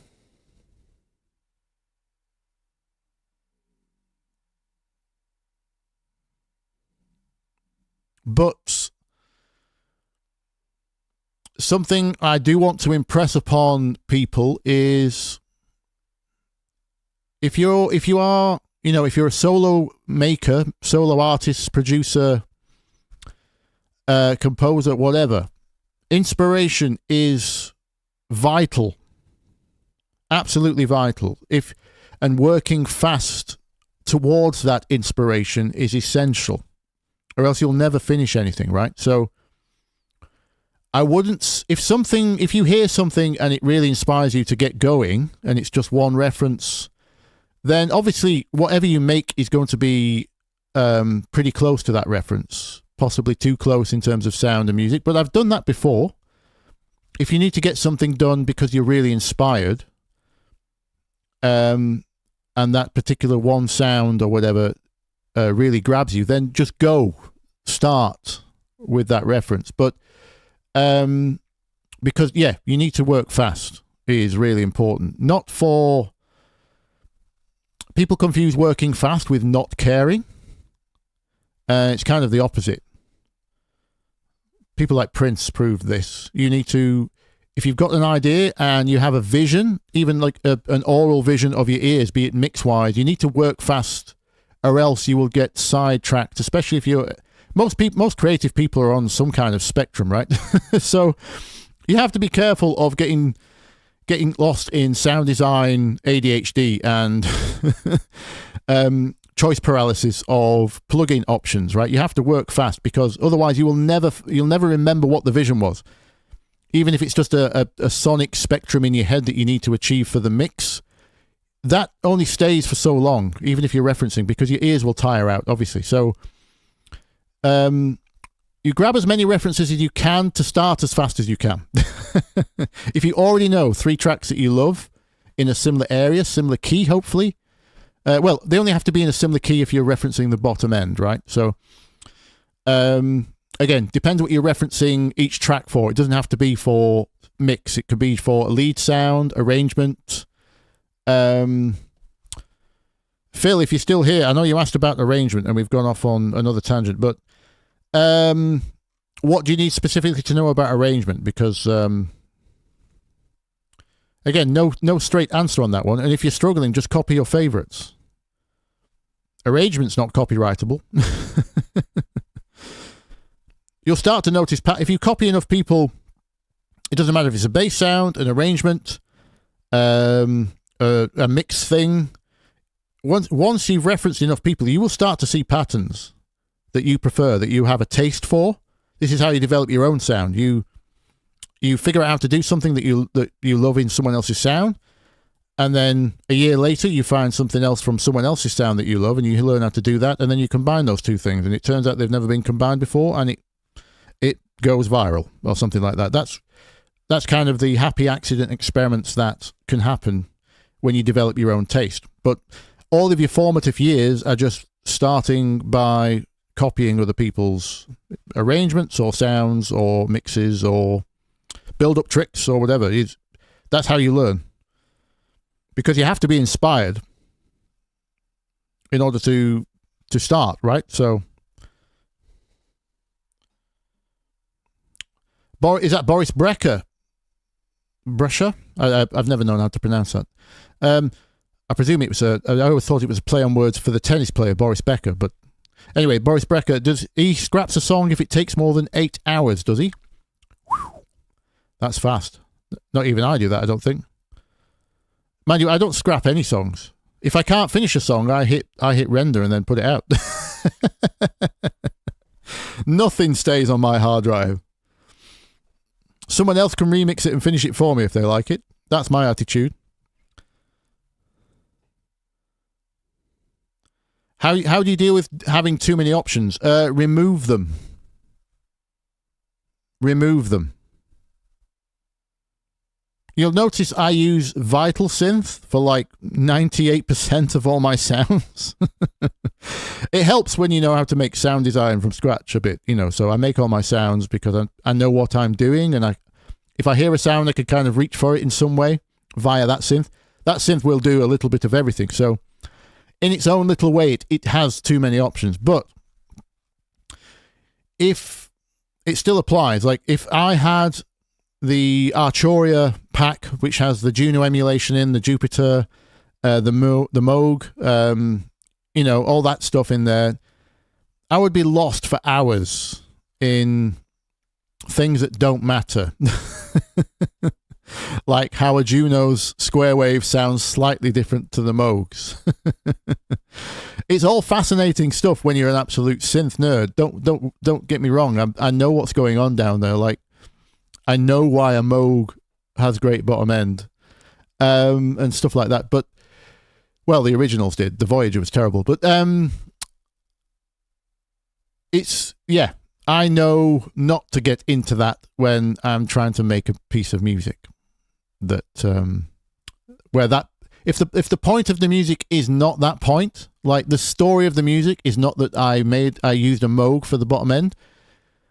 If I'm not going to tell that story, then I won't use a Moog for the bottom end. I'll use Vital because it's far quicker. Things like that, you know. I'll use mostly stock plugins for EQ, sidechain compression, etc., etc. I don't have any like things I really fetishize in terms of gear anymore. Once you've, this is the thing about being a professional engineer. Once you've mixed enough tracks, you end up using, because your ears are trained, you use less and less to get to the result.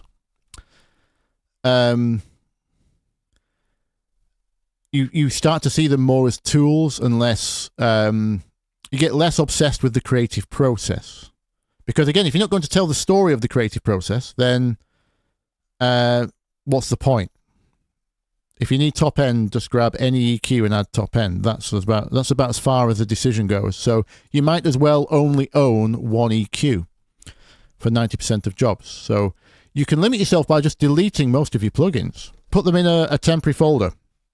Move all the in the Windows environment, you could just move all the .dll files into a temporary folder that your DAW cannot see, and just leave yourself one EQ, a couple of synths, and then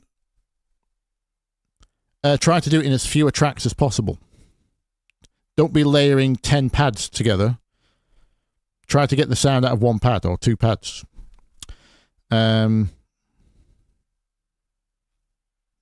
Yeah, it's hard.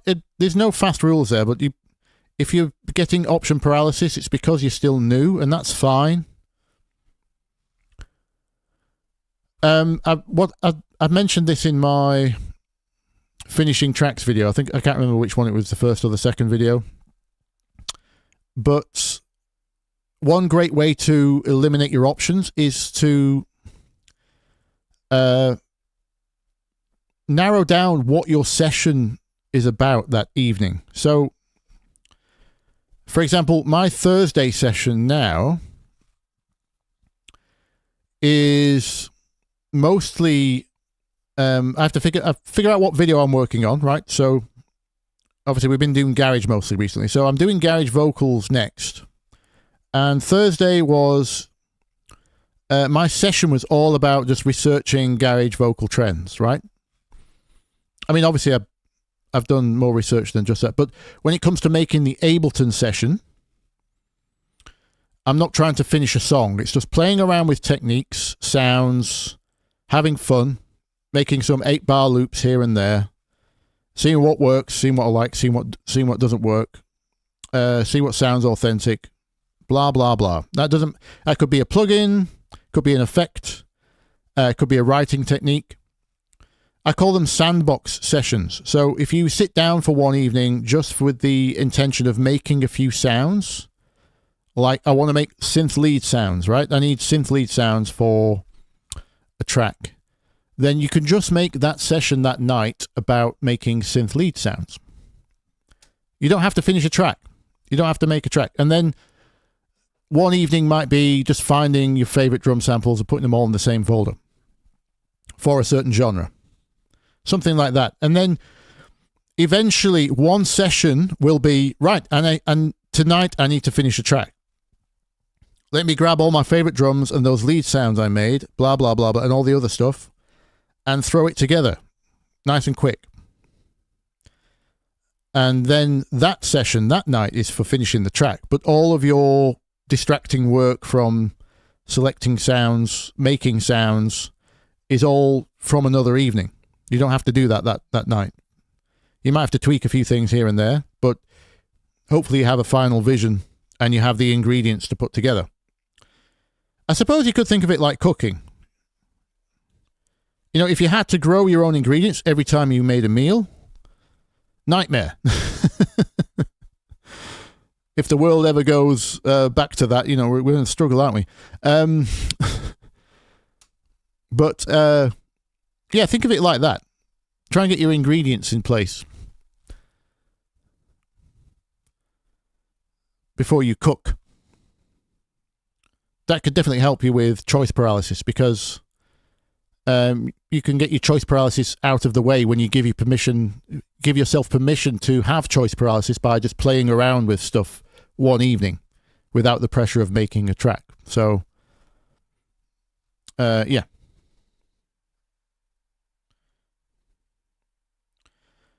Right, what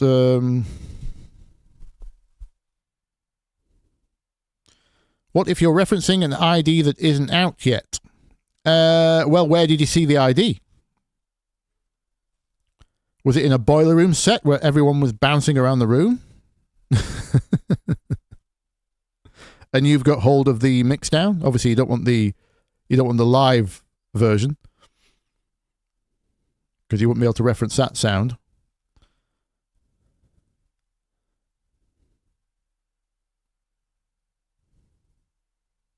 Yes, Chris, the frequency response on lots of good tracks is quite a bit different. Yeah, there's no one thing to aim for.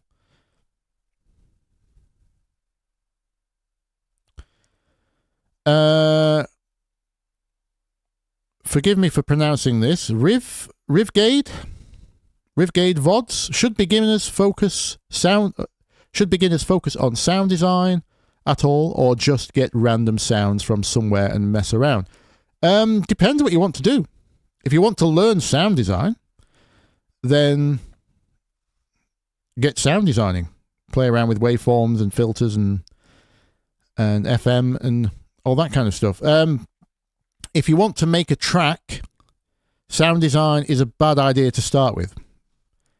I would recommend starting with samples, probably, just to save you. Well, depends what you're aiming to do. If you just want to make a track, the aim is to get a track done, or figure out how tracks work, then yeah, just grab drum samples, bass sample, lead sample, vocal sample, maybe a stab, and then you're done in your chosen genre, and try and put it together like a Lego puzzle.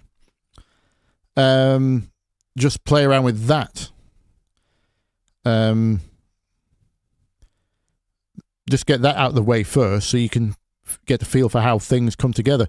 If you want to learn how to write, then you've got to get involved with the MIDI, right? You have to get an instrument and some MIDI and start programming notes in. Or you could download MIDI packs that have the MIDI done for you, so you can look at or watch one of my videos on chords if you don't know how chords work. But yeah, it really depends what you want to do as a beginner. If you just want to finish making tracks, then just start with samples. That's how everyone else used to start. And then slowly replace the samples with one of your own lines, like replace the lead line with a synth preset that you've made, and then do your own MIDI. But the rest is still samples, you know? That's fine.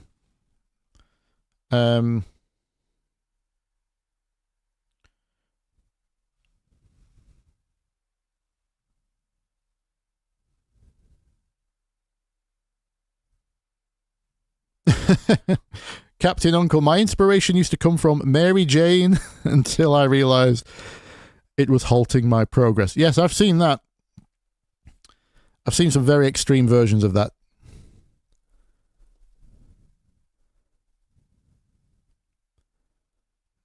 people that you meet literally years later who are still on the same track.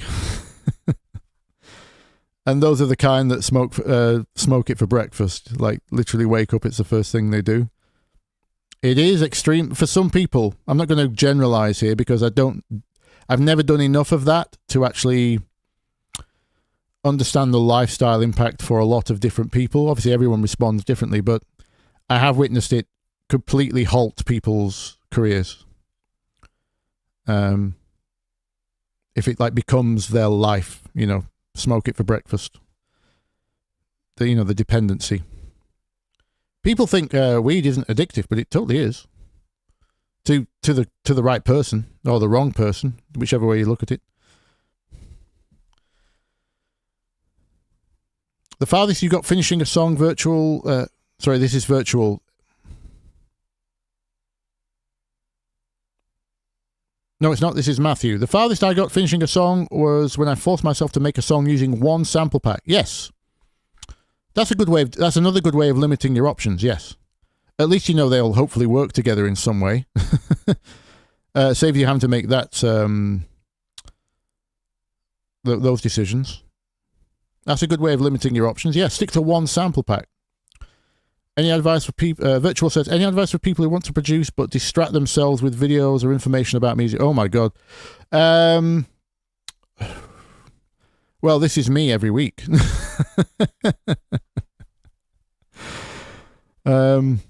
Yeah, I'm supposed to be making music, and then, you know, somebody does a new guide for Path of Exile.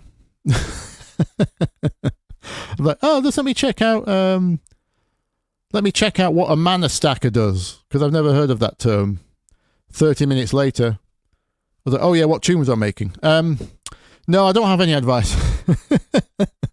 I'm terrible at that. So I have made some strides recently, I must admit. I would advise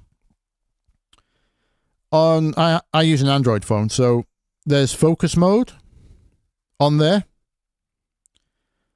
I think for me, one of the biggest time sinks is doom scrolling, right? So let me leave this on in the background while we're here. Yeah, doom scrolling. So I put focus mode on my mobile now, and I select all the apps which aren't to do with my business. You know, messages from you guys, those come through. But general YouTube, Instagram, I don't get notifications during... I set myself work hours. And break hours. So I have it on focus mode during the work hours, and basically just try to... if you can, like, focus... I think Ali Abdul talked about this. You can't actually get much done in 8 hours, right? Ignore the traditional work week thing. What people did in factories decades ago has got nothing to do with how humans naturally behave. You can't really concentrate if you're doing something very difficult, like music is difficult, right? It is difficult. Creative work in general is difficult. You can't really concentrate for 8 hours. No one can. Not even those without ADHD or any kind of neurodiversity, right? You can be productive in 2 hour, maybe 3 hour chunks tops. So I wouldn't try, like, set yourself a whole day doing one thing, and that should help with getting distracted, because you're only procrastinating because you're over. I usually procrastinate because I'm overwhelmed at the task ahead. You know, start with a blank page, got to make a track, etc., etc. If you could divide, like I say earlier, if you could divide up your time, like a couple of hours just making patches. If you are going to watch a YouTube video for research, then again, just make it for the next hour. And make sure every video you watch pertains to what you're about to do after that. So then the next 2 hours or 3 hours after you've watched that video is practicing actioning that advice or anything you learnt from that video. Take notes as well. I have a million Google Notes on my phone, and I have pages on a clipboard here full of scroll. So you can take action on what you learn from the videos. And then personally, I don't do anything. I try not to do anything recreational. Like obviously, I love my video games. Right, spoke about this in other videos. I will not play a game till about midnight. So I'll get a couple of hours in after midnight. After I've finished all my musical things.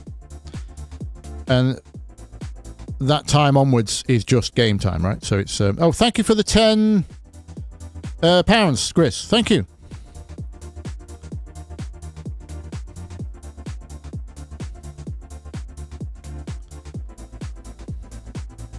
But yeah, between the sandbox session concept and trying to chunk up your times into smaller sections, that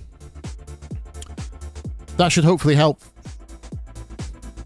Definitely let yourself have regular breaks. Like the ears need a swap up every 20 minutes, right? So obviously you need to be swapping to your references, checking in mono, checking smaller frequency ranges, do things to refresh your ears constantly. And same with your attention span. You need to take breaks regularly. So don't feel bad about procrastinating. You can't... If the reason you're procrastinating because you're overwhelmed or distracted by the task, don't add to that problem by feeling guilty about the procrastination. You can't do that.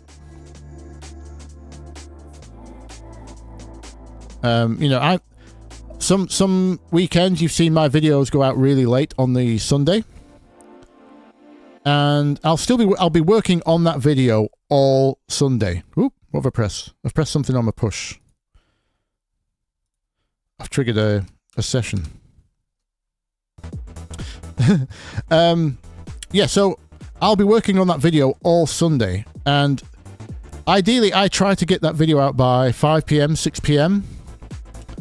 That's when YouTube tells me the golden window is for my audience, right?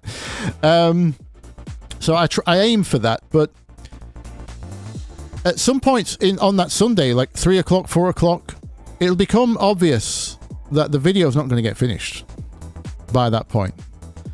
And instead of giving myself a headache or if I'm overwhelmed or feeling stressed, I just stop and put a YouTube video on and then accept the fact that I'm not going to get the video done by 6 p.m. I know this is a luxury afforded to a solo creator whose creation is the day job. So I can't really advise much on better time management because I don't have good time management. I would say I have good happiness management. I don't let anything stress me out as far as possible. But again, that's a luxury I've afforded myself from the lifestyle I've built. I don't have to. I have no children. I don't have to answer to that. But no pressures. Anyway, yeah. So take my advice with a pinch of salt. I'm not saying I'm any kind of guru. I would follow people like Ali Abdul, and there's a great doctor called Healthy Gamer GG. I believe he's a clinical psychologist that deals a lot with these kind of things. Ali Abdul, Healthy Gamer. Yes. Now, Chris, to your question, thank you for the 10 quid. Yes. What's your advice on getting a good sub when using higher keys? This is a great question. And you've listed the perfect key there. I'm working on one in C minor. And C is either too low or too high. Yes, it is. C is terrible. So C sounds great on smaller speakers.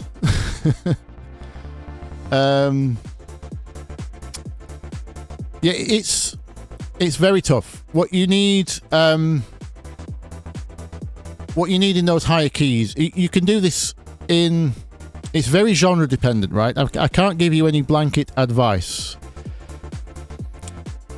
but there's a few ways to deal with it, right? So what I've done in the past, again, this depends on the genre and the sound, but if the bass sound can be in any way harmonic, like not just pure sub, let me give you a quick example. Let's do it right now, shall we? So you're struggling between C1 and C0 in the pure sense. Let's put my sine wave back at the octave. Let's get a kick drum going. So your kick drum naturally is going to be somewhere between 40 to 60 hertz, right? Probably. Again, I'm assuming, what genre are you in, Chris? If you could let me know, because this does change. Let me just move these two closer together so I'm not all over the show. Do.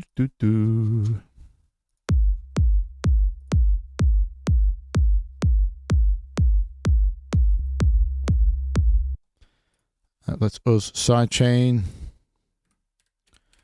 so we're in reasonable shape.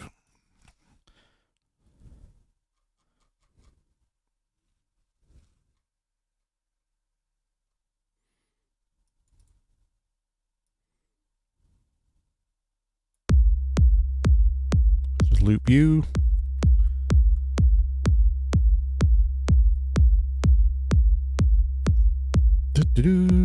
Kick drum peak.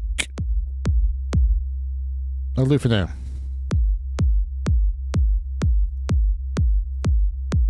So this is the C that we can hear. Now when it's on a sine wave, this isn't bad. It's high, but it's not. It doesn't, you know, this can sound quite beefy. I've done this before as I've done a few tracks in C, not often, but I'm not saying it's ever easy. But a pure sine wave at C doesn't sound too high. The problem is when you have harmonic sounds. This is when you run into this problem, yeah. Too low, too weedy, right? So one thing you can do is a psychoharmonic trick, right? So we know that the ears and brain are wired to understand the harmonic series. The harmonic series being all natural harmonics that come off a sound, right? So, what was I going to do? Yes. What I was describing earlier with you've got your fundamental tone down here, an octave, then a fifth, then an octave, then a fifth, blah, blah, blah, blah, blah, blah, etc., etc. A lot of sounds display what we call the harmonic series. What differentiates sounds is how they change that harmonic amplitude over time. Most sounds have the same harmonic series or very similar, and our ears understand it. To the point where, when they were inventing the telephone, they discovered this. If you remove the lowest harmonic, this doesn't work with EQ, sorry, but to show you the principle here, if I was able to generate this sound, actually I can. What am I talking about? Vital has waveform editing. Oh, sorry, we're over here, aren't we?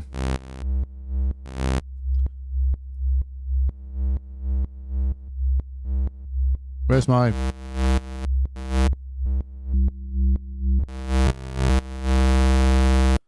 Where's my sine wave gone? There we go. Oh. Why? Why is it doing this?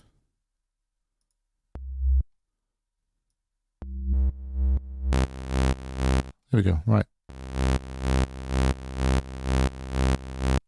Do I have to select this one? Right. Here we go. Right. Here are harmonics. It's this one. Sorry. It's been a while since I did this.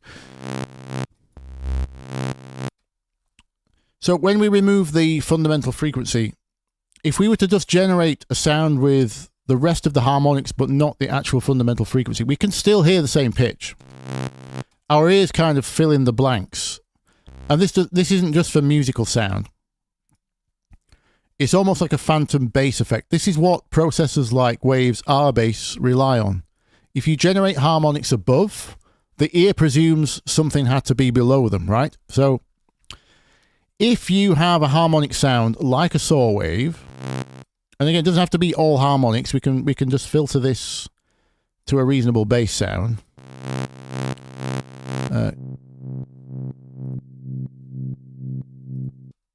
When you have this in the lower octaves, if you EQ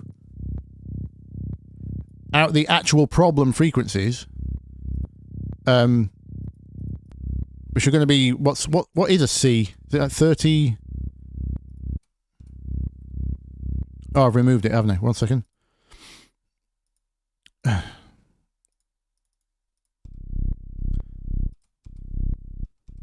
Yeah, 33 hertz or whatever C is.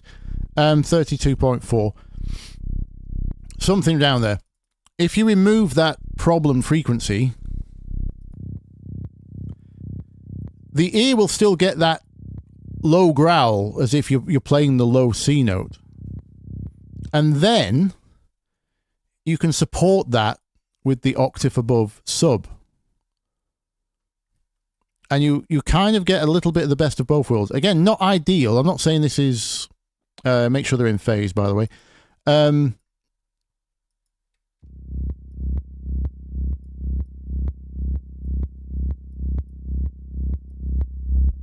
That'll be there. As opposed to down there. You don't have to do this in one sound. Obviously, ideally your sub is on a separate track. But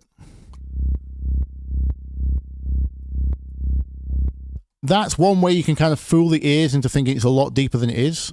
And it should stop the high C sounding too weedy harmonically. Again, hear that versus the kick drum.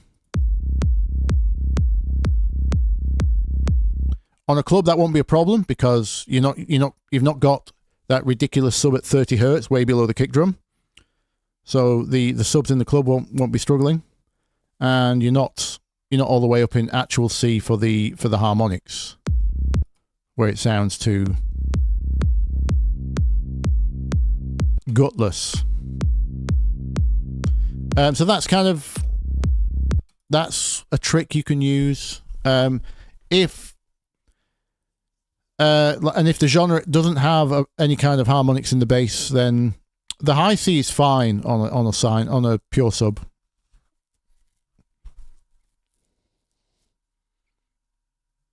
Oh, Oscar's farming as a mana stacker right now while listening to me. I am proud to be your second monitor content. Thank you.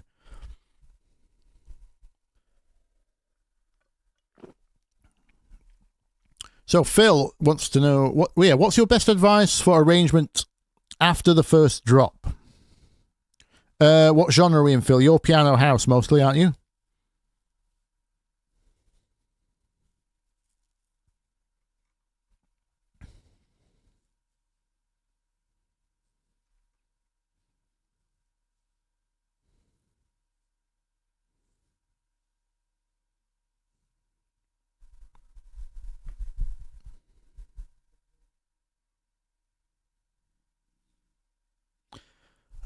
Cameron only uses one plugin, the 303.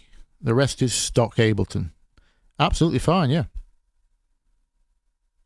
I would say, you know what, I've not really explored Ableton's built-in library in any of the recent versions, because by the time they added decent drums, I already had my own collection. So I can't speak for whether Ableton's built-in drums are actually usable in modern productions. They didn't used to be. Drums was always the weak point. The built-in packs are fine for, like I love the built-in Rhodes, the pianos, most of the instruments. That's all perfectly usable. There's freeware alternatives now anyways, but drums are always the hard one.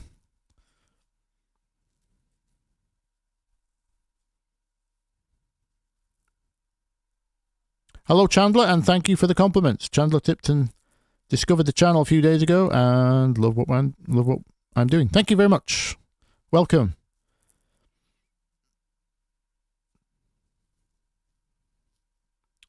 Cameron says option paralysis is a real struggle even with stock plugins. Yes, I mean, even Ableton now, look at this lot. Like, I always forget what plugins like Corpus do. I always have to check them out every few months to go, which one was that again? Because there's so many now. And it's the resonator for different sound material types, isn't it? Terrible name, Corpus. There's a few I always go to, obviously EQ, utility. I don't use internal reverb too often now. There's so many good free options. That one always seems to fall in the middle for me. Actually, since I made my rack, I use the internal reverb a fair bit. I do lie, because I put some good options on that rack. If you want my racks, by the way, they're in the video about my racks. The link's in there.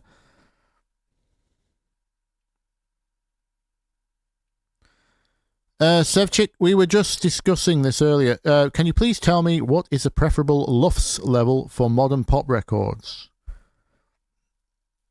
There isn't one. If you make your track to the same as your reference, you will just end up there. I don't look at any of my numbers for my masters. Haven't done for a long time. If you reference from the beginning of making your track at 0, watch my video on how not to master your tracks. I go into a bit more on that, but don't be aiming for numbers ever. Make sure it sounds like your references to your ears. The only reason anyone should ever be looking at LUFS values is if they want to work for broadcast, TV, and film. Because in film and broadcast, they actually have standards where you have to adhere. Like, they wouldn't accept my mixes because they have clipping in them, right? Even if we can't hear the clipping, there are measurement devices which will detect it. Like down here. Oh, still in mono. I need to mute you. So at 0, we will see some clipping, but we probably won't hear it. But there are devices, like down here,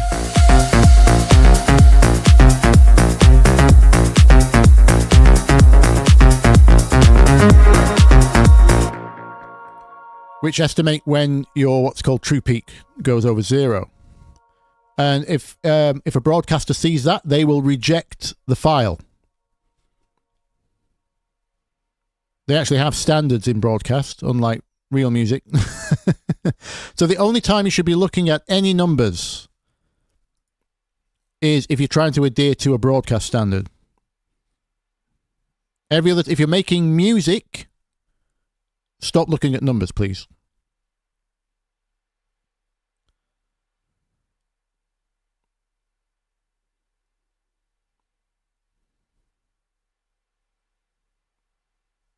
Yes, Chandler, if you don't have a subwoofer in the studio or a very well-treated room at the bottom, then yes, you are going to have to go back and forth between headphones, your car. There's not really a way around that. And I wouldn't necessarily recommend getting a sub either unless you know the room is capable of fitting one, like geometry-wise. If you're in a box, in a square, as opposed to an oblong, a rhombus. What do you call it? what's the 3D term for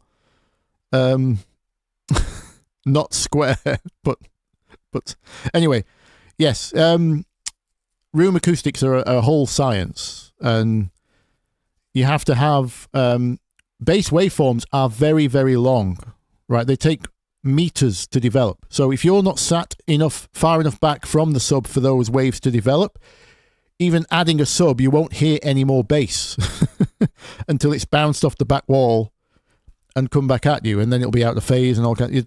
It's a nightmare. Subs are a nightmare in physical space. So I would recommend a good set of headphones. Preferably you can try a few. I'm fine with HD25s, DJ headphones. They're not flat by any means. They have a bump at the bottom, artificial bass bump. Their mids are slightly sucked out as well in the middle, and they have a peak up at 10k or something daft. But far from flat. But I've used them for 20 years, so I'm fine understanding what they're showing me. That's when I'm not at the studio. I have the luxury of having a studio to check. And yes, sometimes things I have checked on headphones didn't work in the studio or live. It's happened, but I can't really advise just getting a sub would fix it either. I would, you just have to keep checking and referencing. Make sure you're referencing the sub what we were talking about earlier, highlighting everything below 80 hertz or something, versus your reference, making sure those line up. That's about the best you can do. Again, on headphones or something, but highlighting that frequency area will compensate somewhat for the weakness of your speakers. Because they no longer have to produce the rest of the sound. So even if they're weak in the bass, it will still give you a clue as to what's going on down there.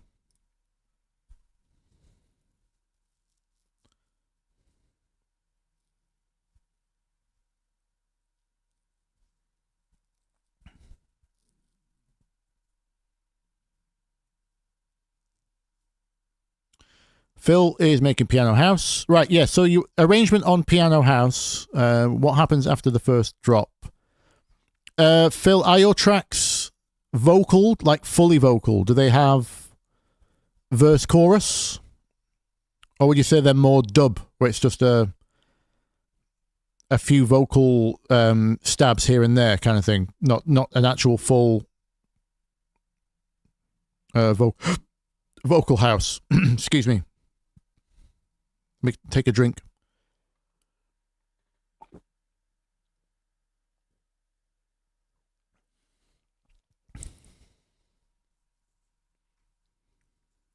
Florian, yes, thanks for reminding me. I need to I've still not installed Ableton 12 on this machine.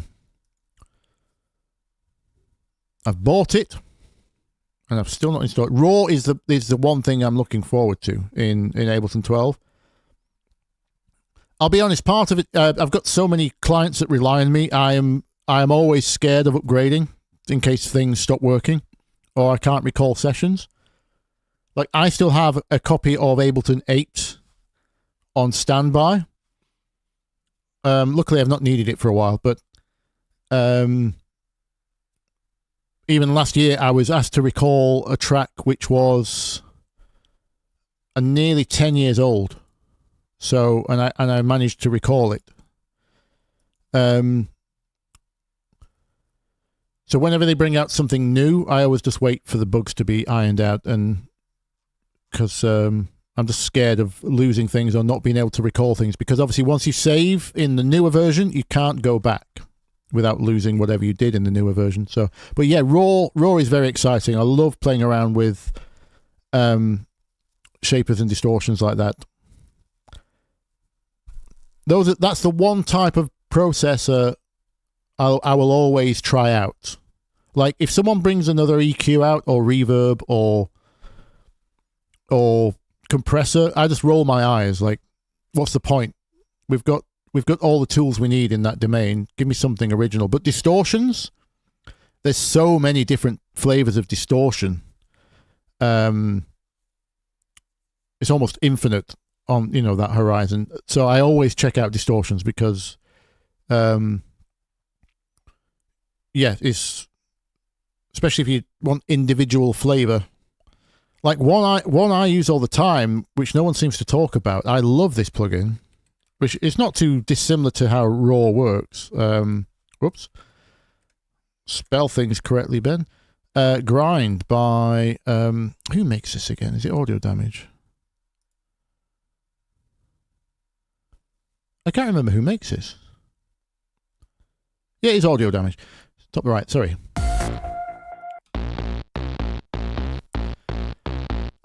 It's effectively a wave shaper, but it's a wavetable wave shaper.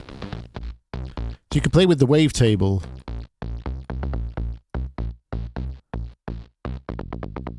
And it's just capable of this tremendous range of sounds.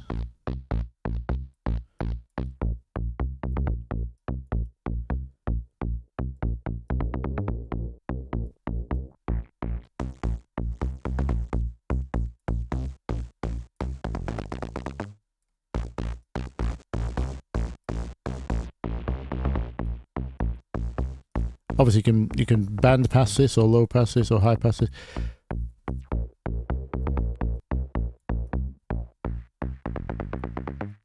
But sometimes when you need a bit of bite, it takes a while to find, because effectively, well, wave shapers for me are almost guesswork. Transfer curves like these don't make much sense to my eyes versus my ears. Once you think you figured it out, and then something behaves completely different. Anyway, so it's a bit trial and error, but it's tremendous. It's capable of a million different flavors. I love playing with it when I've got time.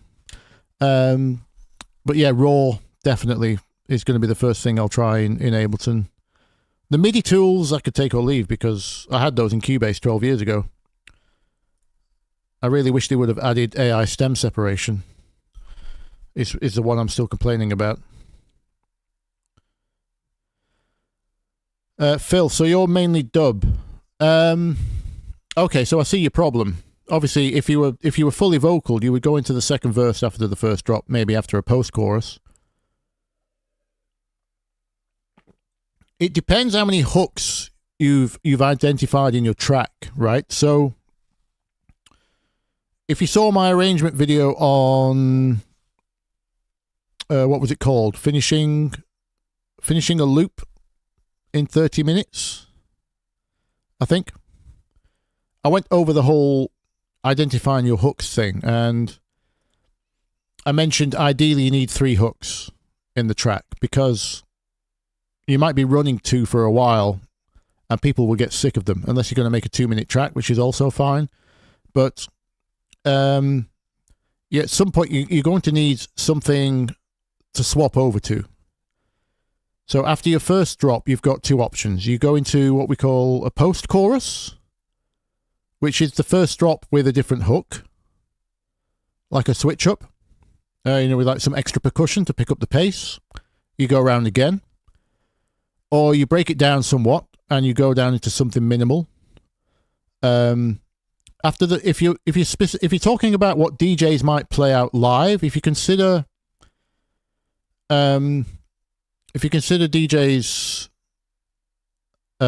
playing in a set, then sometimes what's best to do after your first drop is a potential mix out section. Some DJs just want to play one drop and then mix out and then onto the next thing, especially if their audience is bored or ADHD or both, or sometimes you can't hold their attention and you need to mix out. So giving them a mix out point after the first drop where it all kind of breaks down for 8 to 16 bars, like kick and bass, is a great option. Or you can there's other ways of breaking it down, like chopping up the piano drop into tiny sections. So it might be just like the first hit as a stab, or just you might just mark the chords where they change, as opposed to having the whole riff. Only mark them where they at the start of each change, and you'd have the bass do the same. Or, like I say, just leave the bass going, or you could filter the piano down. Again, you're looking for some kind of way a DJ might be able to get out of it before you go into your middle break, where you build into your last drop, right? So you still have to choose whether you're going to roll it through, i.e. keep the drums rolling, or whether you stop them. If you do the whole breakdown to just kick and bass, that gives you more options, because you can then stop the drums for your break and have one of those big hands in the air moments where the piano comes in on its own. Whereas if you roll the drums all the way through, people might keep dancing. Again, depends what you're aiming for. You have to kind of have the crowd in mind. I would just copy your heroes right now, for now. Just see what they do. There's absolutely... You should... If you reference enough tracks, you will see a lot of them have a similar structure. And I would just get the ideas from those. But it's that kind of thing. You're basically thinking about how... Post your first drop is how you're going to bridge into your middle break.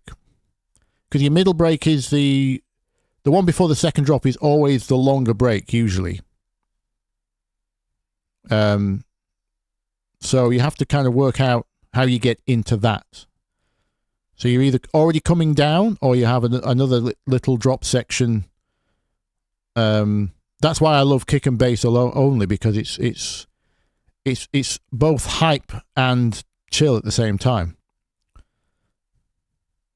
If you can go from a really noisy, big piano brash drop to just kick and bass and just shock drop, that's when they go, woo! And it also gives you the option to either stop the drums if you want, to go into the break and have your big piano moment, or you could keep the drums rolling by picking it back up. You've got all kinds of options when you do that. So it sounds simple, but just you'd be surprised how many arrangements do that. I hope that makes sense.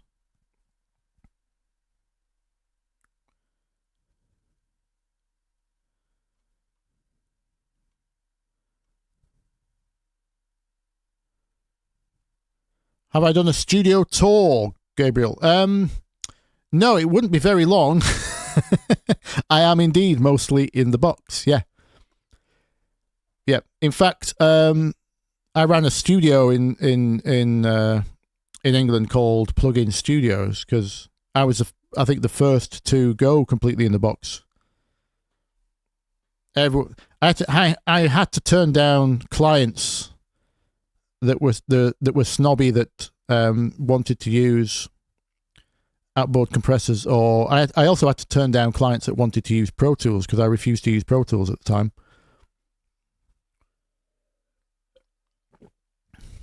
That door was so far behind the rest at the time I formed that studio that I didn't want to use it. So, and I used to sell Pro Tools in my day job. That's how I knew it was behind. I formed this new in the box. I spent all the money on some really nice Focusrite pre's. Just really good mic preamps and AD converters.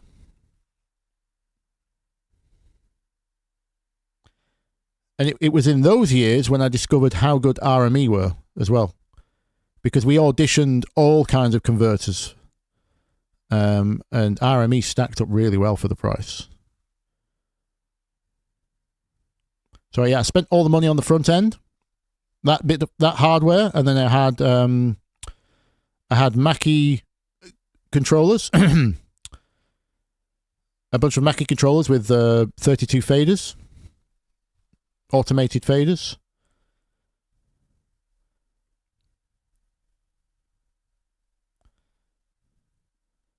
But yeah, mostly in the box. At home, I just have my RME Babyface and a mini PC. I've got an Ableton Push 2 which I'm accidentally pressing right now and messing the screen up.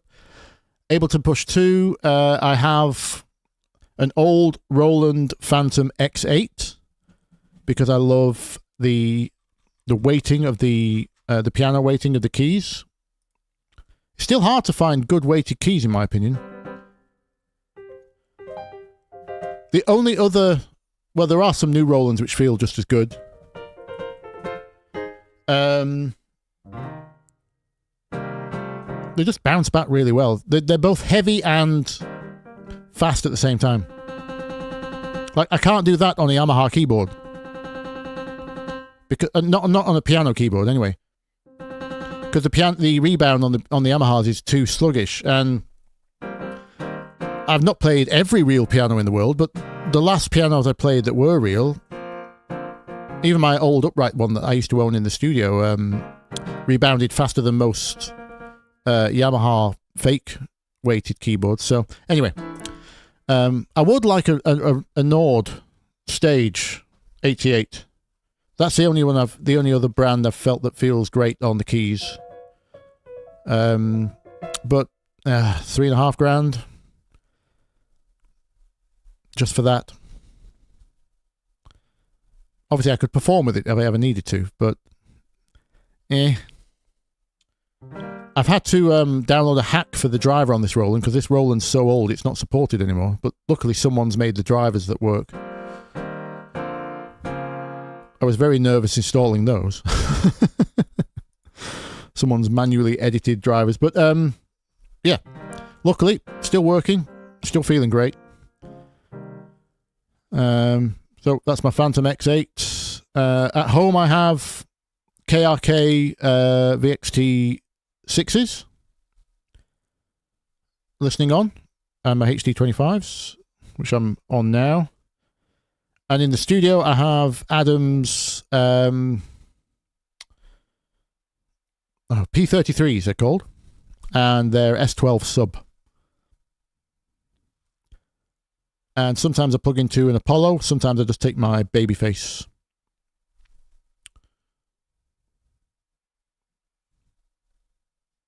We also have some lo-fi speakers from back in the day. What they're called?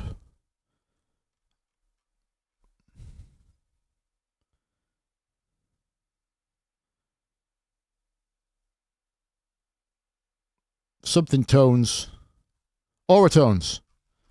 Auratones. Got some Auratones speakers to check. Mostly to check the vocal level of pop tracks on. Very small speakers.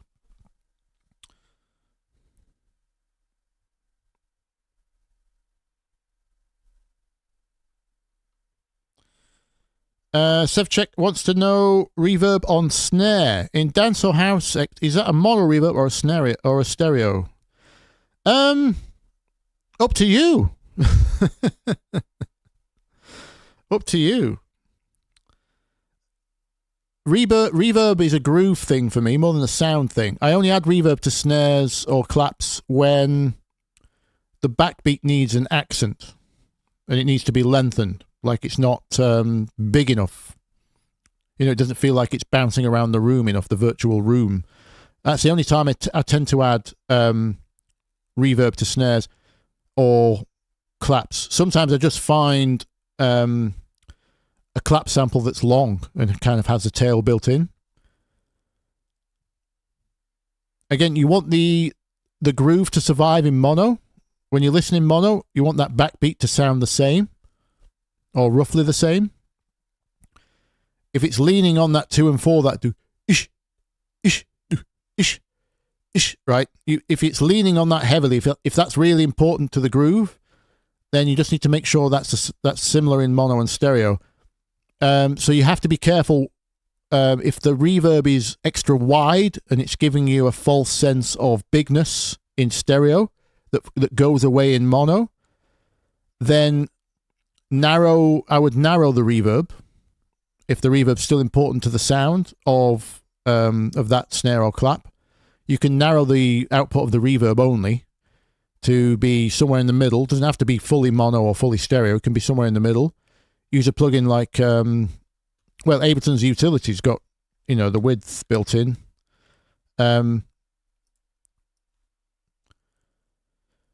Where's my clap? Do I have reverb on this clap? Here, let's check. No. You see, I've got this is a very tight groove, so no reverb on this clap. You can see we're not relying on a heavy backbeat. Let's add a reverb though, just to show the difference. Let's just grab the Ableton one for now. You can see I've got this my stereo faker on here, which is the same as Voxengo Stereo Touch. It's just a built-in.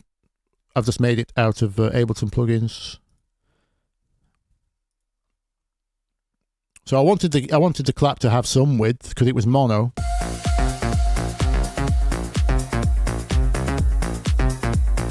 But that's not a groove thing, that's just aesthetics. That's literally there for the headphone users. Or maybe because the lead was wide, it felt like it needed to belong next to the lead. All these kind of decisions. It just felt like it needed width. There's no, it's more of an aesthetic thing. That's not affecting the groove because the stereo fake is so, it's technically a delay, but it's a delay at 6 milliseconds. It's extremely short. Out of phase delay is basically what that is.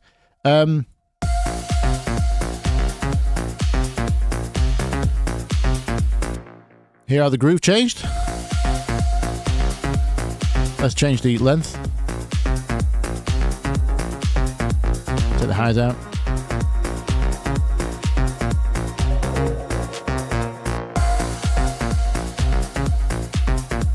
I would go for a big splashy clap like this on like really hard trance or some techno. Basically the more aggressive genres. Unless you're going for like an ambient track which is super chill and wants you could still have like you might have lots of or long reverb very quiet.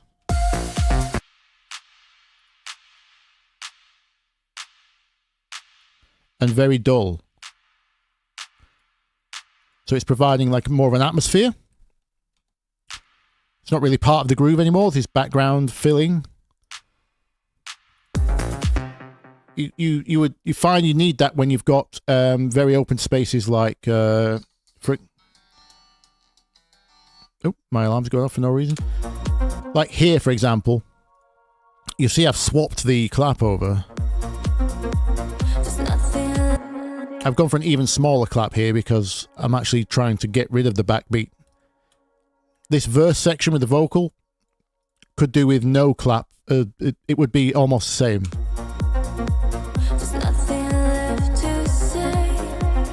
That's why I'm happy with a really tiny clap. It's still a different groove, but the backbeat's not important is what I'm trying to say. But this kind of, if I keep this clap,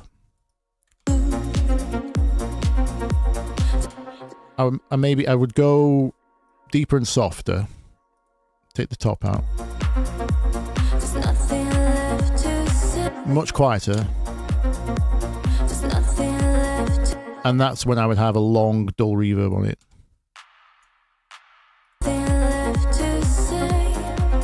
Let me take the lead out. So we've got space.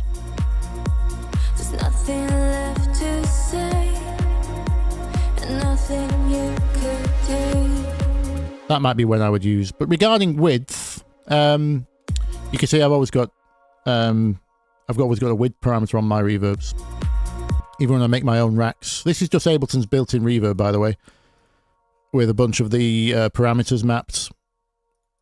And I have an EQ in there.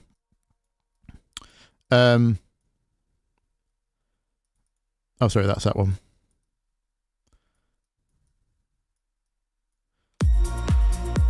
There's nothing left to say, and nothing you could do.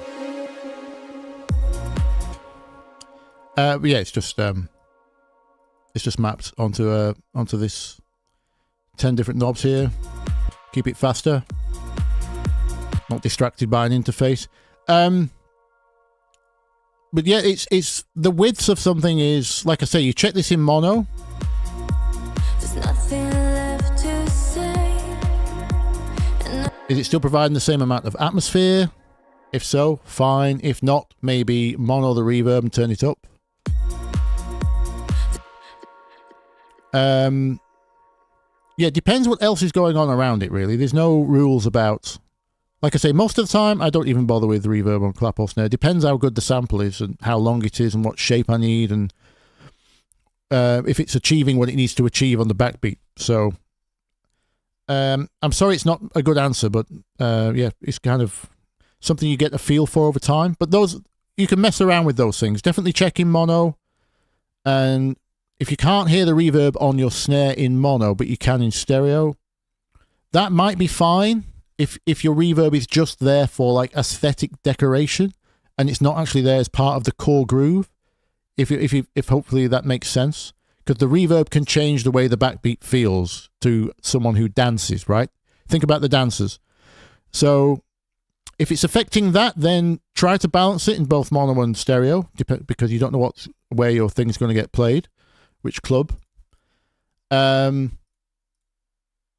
If it's just aesthetics, it doesn't matter at all.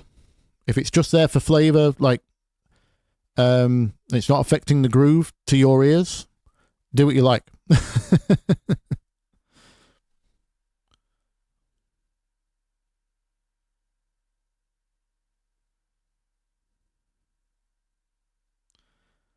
Harshness of plugins. What do you do about harsh plugins? Depends. I don't really consider any plugins that I use to ever sound harsh, like naturally. So the harshness will come from all kinds of different areas. We talked about aliasing distortion earlier. That's a definite source of harshness, but you need to be used to hearing that to be able to detect that that's there. Singers that sing through their nose like that, they can be very harsh in a mix. Not a lot you could do, but the solutions are numerous. You can add distortion yourself. There's like a smoothing kind of effect that some distortions have. Obviously EQ, compression. If the harshness is coming from a dynamic sense, like something that's smacking really hard, but doesn't appear to be harsh in the tail of the sound, then a compressor or a transient plugin to remove the transient can help. There's no one. If you're using a plugin which always sounds harsh, then I would question the plugin. Maybe stop using it. Or maybe it's the context around it. If it's sounding harsh, maybe everything around it is dull. Is another thing. It's got too much space. You've got the opposite problem as most people. In which case, go back to referencing more. Always reference. Because no sounds are inherently bad or good. It's all just about the context around them, right? So if something sounds consistently harsh to you, then either the plugin's broken or bad, or you're just using the wrong sound in the wrong context. You're not referencing enough.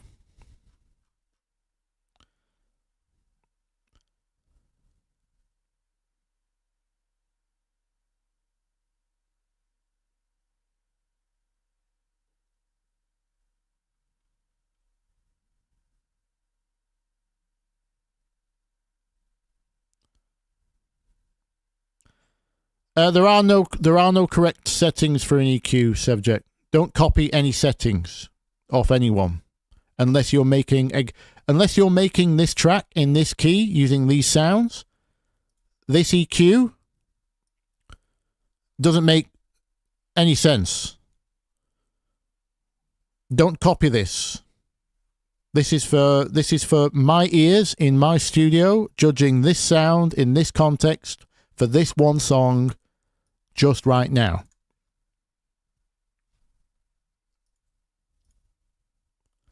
That's all it is. Don't copy any of my EQs and think that's something I do all the time, because I don't. Everything I do it different every single track. I promise you.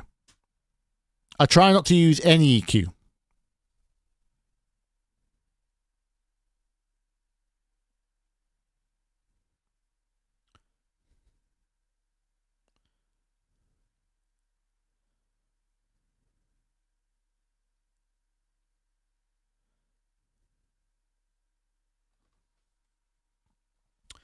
Atiba, hello. Totally different subject. How does one get to remix out? Are they all cleared by the original artists, only using the vocal track? Sorry, I don't understand the question, Atiba. Do you mean, how do you make an official remix taking just the vocals via AI or other means? Or are they sending you the vocal? Or are you asking in general how to create an official remix?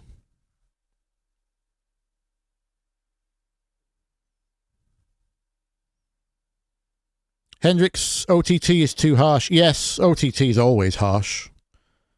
Yes. Well, it's not exactly supposed to be nice, is it?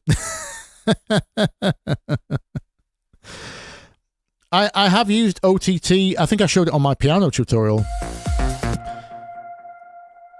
If you need just a little bit of excitement,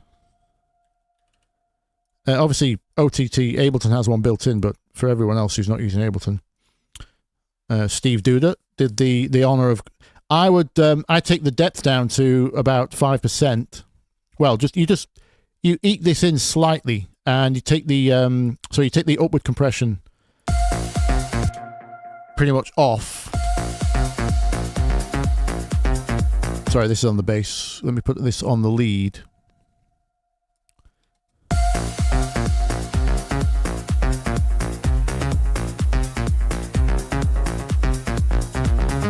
If you need a little bit of bite sometimes, if you're not bothered about destroying your transients, which this plugin does, and as long as it doesn't have to be in phase with another sound. Never do this with a layer, by the way. OTT has terrible phase coherence, but it's fine on individual sounds.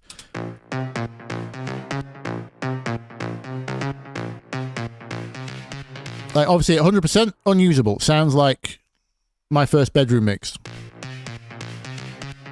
No mids, no punch, no coherence, no groove. But if you just need a little bit of that top bite,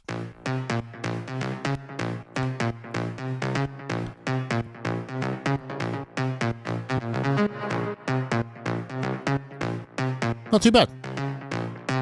Again, it's more harsh, but if you need a bit more harshness, OTT's fine, as long as you're reaching for it on purpose. Like everything, it's not bad for you in moderation. Just know why you're using it.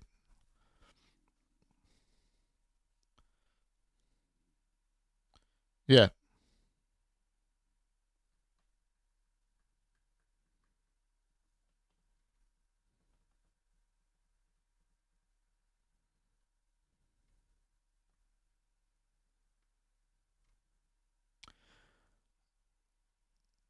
Oh, was Atiba talking about bootlegging vocals? Atiba Kojo, is that what you meant? Sultran is in the 2000s. Everything was stereo, even the kick. Yes. Not for the better.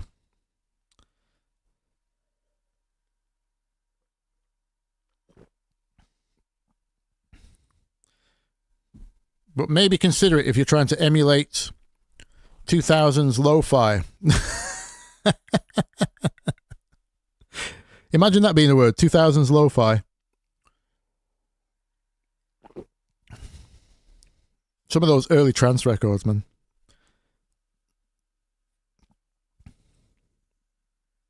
Well, noughties trance, as in early noughties trance, not early trance.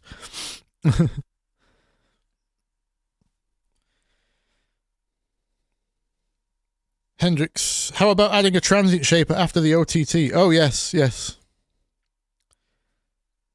That's what we call adding a plaster or a Band-Aid to my American cousins. Adding a Band-Aid to the disease to fix the disease. Transient shaper after OTT to try and salvage some of the damage done. Yes. Yes.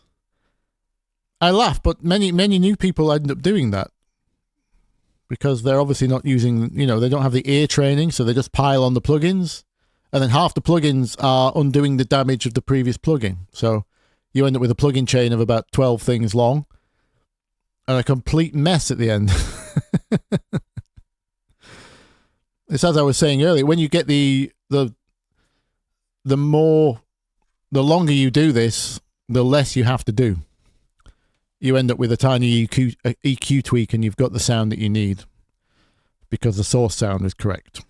That's how you end up mixing professionally in your later years. You don't touch anything because everything's almost there already.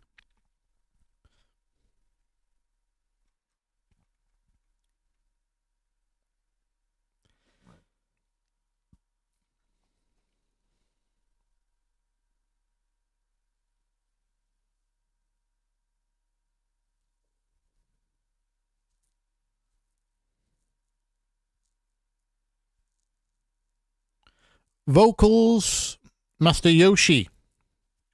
Vocals, I mostly get mine from Splice. Like any sample library, it's always a mission trying to find good ones, but you just have to go hunting. Like prompting an AI, you have to get good at what you type in, searching. You have to know what you're searching for, what words to use. Like I made the next video is going to be on garage vocals, trying to wrap up the garage thing. It's very hard to find good garage vocals. I mean, it depends what you're looking for. But if you search for garage vocals online in general, it doesn't matter if it's Splice or Loop Cloud or any of those services. If you search for garage vocals, you won't find that many good ones. But that's because if you're trying to sound like OG UK garage, they didn't have their own vocals. They were sampled from R&B and soul and reggae. So if you search for reggae, dub, dancehall, R&B, soul, gospel, you can find some good garage vocals, but they just won't be labeled garage. So it's just that kind of thing. You just have to know what you're searching for and then spend some time finding the good ones. There's always like 99% trash and 1% good. Doesn't matter what the sample service or sample pack is. You'll always find a handful of gems.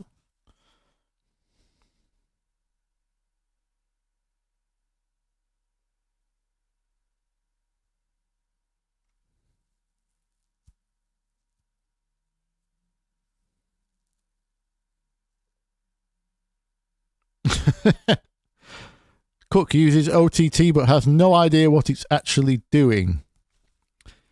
Yeah, well, I mean, you don't have to know what your tools are doing. You have to know why you're using them. If you like OTT because it crushes the hell out of things, then you don't have to know that it's a multi-band, almost infinite ratio compressor, do you? Doesn't matter. If you know what it sounds like and when to use it, as long as you don't use it blindly because someone told you to, that's the only time not knowing what a plugin does is dangerous. Like compression in general, it's good to have an idea of what compression is achieving under the hood, because a lot of people fall into the trap of throwing compressors on things when they don't need to, and it's the first way to kill a sound. Any tips on ear? Oh, good question, Nils. Appropriate name, Nils Mono. Any tips on ear health and sustainable ways of working? Consistently producing at reasonable levels and using earplugs at gigs is the answer, of course, but would be interesting to hear your thoughts. Exactly that, yes. I actually make music at very low levels in general compared to all my peers. Well, all my clients are DJs, so most of them are deaf. I say deaf in the as a derogatory. They're definitely suffering from some hearing loss. They have to crank it to feel anything. Whereas I find the opposite. When I'm producing, I like to have it quiet. A, because it helps you if you've got vocals involved or leads. It helps you judge vocal level because you'll be less sensitive to highs and lows. It's terrible for judging bass. Don't judge bass on low level. But in general, if you can get the track to kind of pop out of the speakers in an exciting way, not just a loudness thing, like in a dynamic, transient, danceable way, if you can get the groove really pumping and smacking you in the face at low level, most of your work is done. It's not just an ear health reason. Regarding ear health, you have to consider consistent sound as well, right? So there's a few factors going on. So lots of heavy bass will just destroy your hearing over long periods of time. So regular breaks, as I said in my reference video, you need to be swapping up your sound every 20 minutes anyway, because your ears will settle after 20 minutes. So if you find the volume level creeping up over the session, there's a red flag. You need to be referencing more or swapping to other sounds or changing the do this a lot more with things like isolate.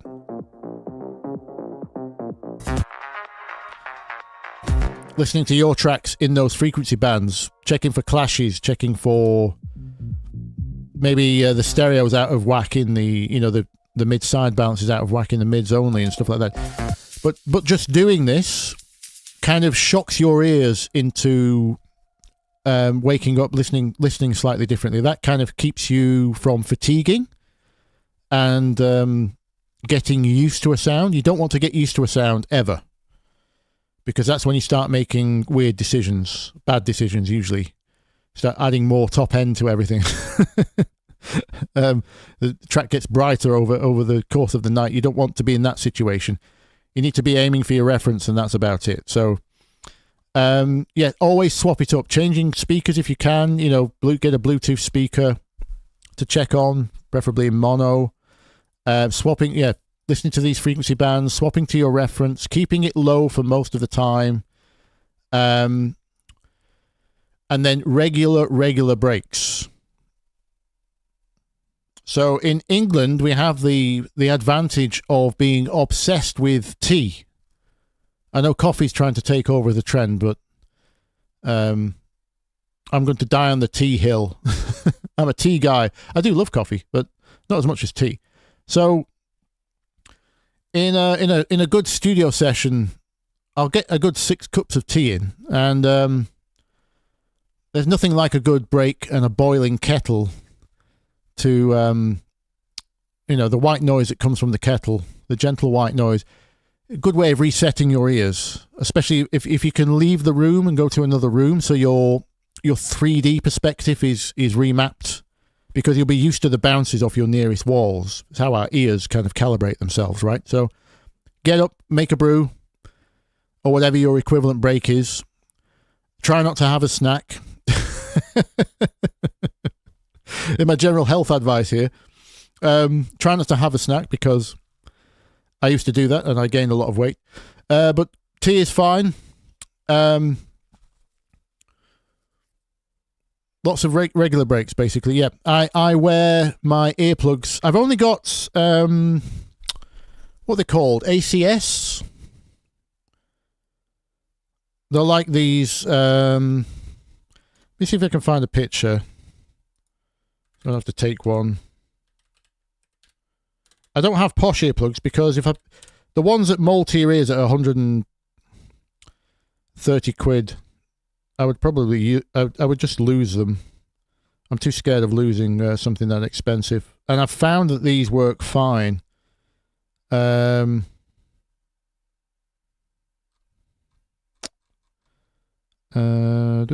just let me. Here's a funny word: triple flanged earplugs. Be a good band name, actually. Or Triple Flange would be a good DJ name. Yeah, they just look like... so this kind of thing. Looking for about... If you go into a remotely loud venue, and I'm very sensitive, so I would class a loud venue as a pub where a woman is laughing very loud. you know the types. The ones that cackle in a very high pitch kind of voice. If you've got one of those in the room that's extremely loud and close by, my earplugs are going in. These are about 20 decibels reduction.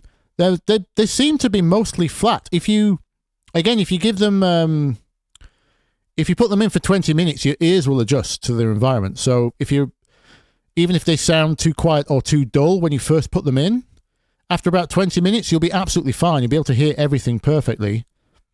And it will only be when you remove one that you'll realize how bad everything's gotten around you. So you don't have to spend a lot.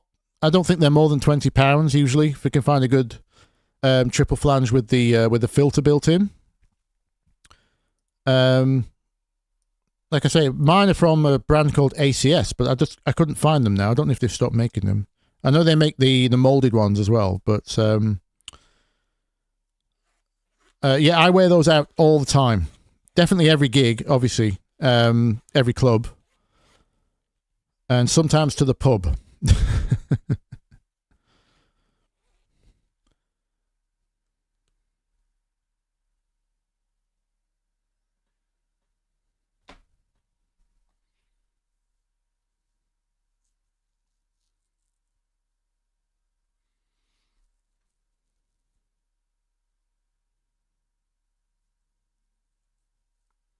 Oh yes, and speaking of sorry if you'll have to let me know if I'm pronouncing your name correctly. Is it Sevchik? He says don't use headphones. Yes, in general, I was lucky enough that my university professor warned me about earbuds when I was 18 years old. And closing off your ear canal in any way, even though the modern earbuds have those pass-through microphones, they're still not actually letting air out. That's a microphone letting sound back in, right? So closing off your ear for any length of time is extremely dangerous. And as Sevchik says, the level that you listen to on headphones are extremely deceptive. You will have them, because it's so close to your ears, the levels you think you need versus what you have. Obviously, if you're DJing, you're going to have it cranked because there's a live sound system to perform, to kind of compete with. You have to be careful live, but yes, be careful with any kind of headphones. I think that's another reason I like HD25s, because they're not proper over-ear headphones. They're on-ear. They don't cover, they don't make a vacuum, they don't surround your ear completely. So you've always got a little bit of sense about, I can still hear myself clicking directly outside my ears, even though my headphones are on right now. So you're not completely closed off. I've not completely closed the ear canal off. So I think that's another reason I like them. They're both very light and they don't fatigue me because having said that, when I'm in the studio, I only check on headphones. I don't work on them. I'll do a quick check on headphones just because, again, to change up my ears, to shock them into a new environment.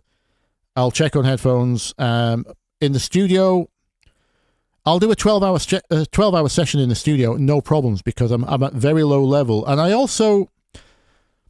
don't know how much truth there is to this scientifically. This is purely subjective experience, but the ribbon tweeters in those Adams have this remarkable ability to be extremely naturally soft without being harsh, yet extremely detailed. I love the Adams for the top end. I don't know if it's because of ribbon tweeter technology in general. I know they were the first to they patented it, and now it's in other speakers now. But so I don't know if it's directly to do with the ribbons or if it's just Adam, how they voice their speakers. I know the ones I like are much older Adam speakers. The designer left to form, he formed Eve, and the other designer formed Head, H-E-D-D. The people left behind at Adam now are not the same designers that made the original speakers, Klaus, and I can't remember his other name. Anyway, but yeah, I know they voice them a lot more aggressively now, is what I'm saying. I've never liked Genelex, for example. I think my most hated speaker is the Mackie 824. That was really popular for a while because they advertised with a lot of celebrities, and everyone wanted Mackie 824s for some reason. But they had the most horrendously harsh titanium tweeters. They gave me ear fatigue within hours. I couldn't EQ a hi-hat in them for long without tapping out. I've never liked Dyne Audios either.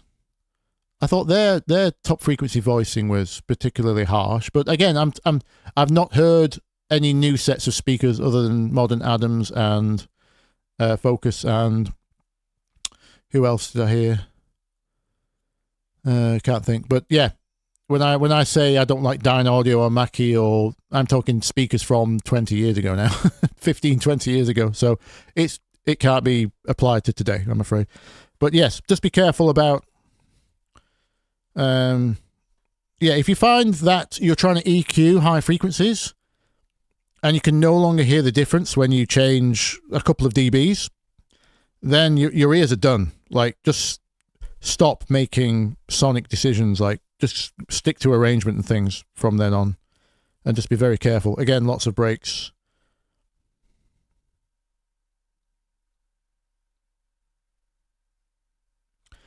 Open back headphones are the same problem. You still, they kind of work like passive radiators, right? So they do let sound out. They're definitely better, probably. They have a more natural bass response. Depends whether you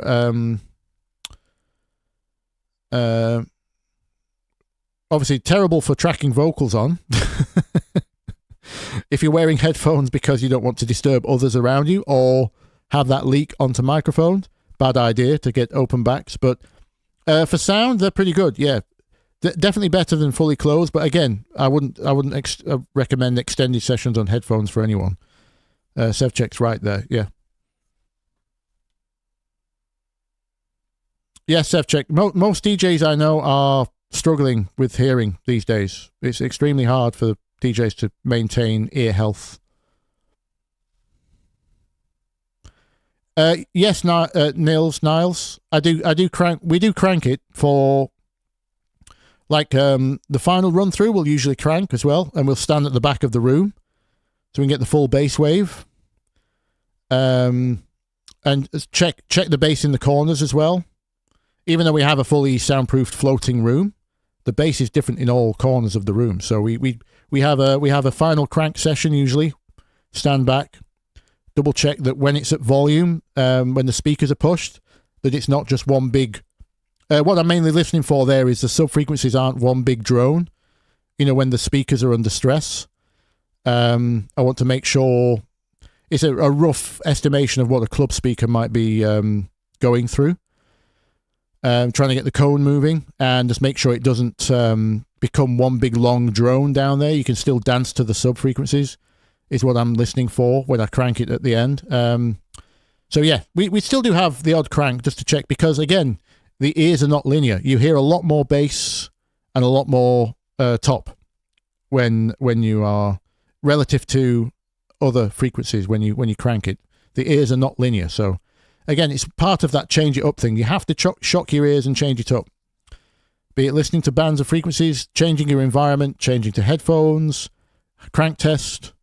But yeah, never extended periods at loud volumes ever.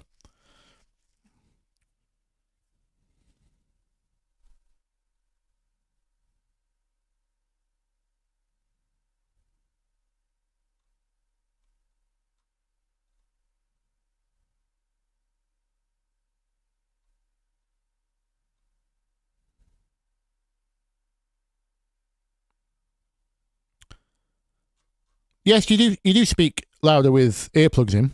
Yeah, but that's why my throat's gone today, because I was at the pub last night. But we had to have our earplugs in so we could speak over the music.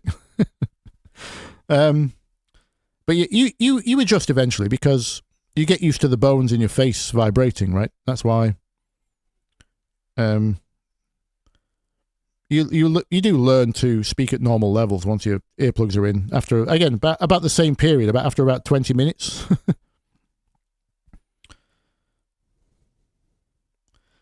Oh no, I would never recommend Yamaha HS8s unless they've changed them. Kyle? The bottom is whatever they did to the port at the bottom on the Yamahas, the last I listened to them was extending all of my kick drums way past their natural sample length. Something was resonating down there to make, they tried to tune the HS8s to have extra bass, and they're already an 8-inch cone, so they didn't need to. Whatever they did to the porting on the HS8s, I do not agree with. It was lengthening subnotes to an alarming degree. It was very unreliable to check on Yamaha HS8s. I would take the T8s over Yamaha for bass any day. Possibly, if you're doing pop music, the Yamahas might be better for judging vocal level on, maybe. But again, I prefer the tweeters in T8s.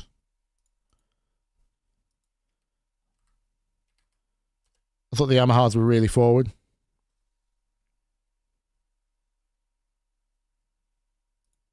T8s don't have as much bass as Yamahas, but it's a lot more honest. And like I say, the detail you would gain from the tweeter and the health benefits long term. Be careful with things like Sonarworks Soltron.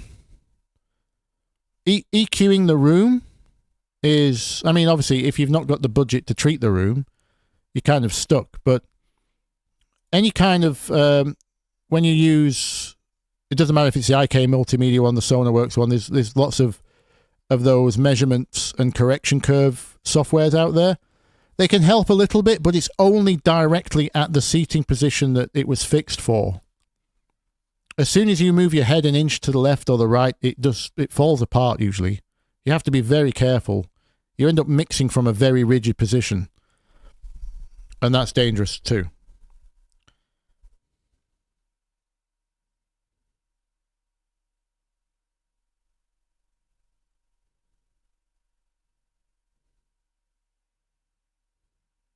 Yeah, if you can treat the room in any simple way. Don't fall for acoustic foam, by the way. Please never buy that. You can get better performance by folding up towels than putting foam on your walls. Just fold up some towels and put them inside some frame and fabric, and you've got a better absorber, better frequency absorption than any foam will give you.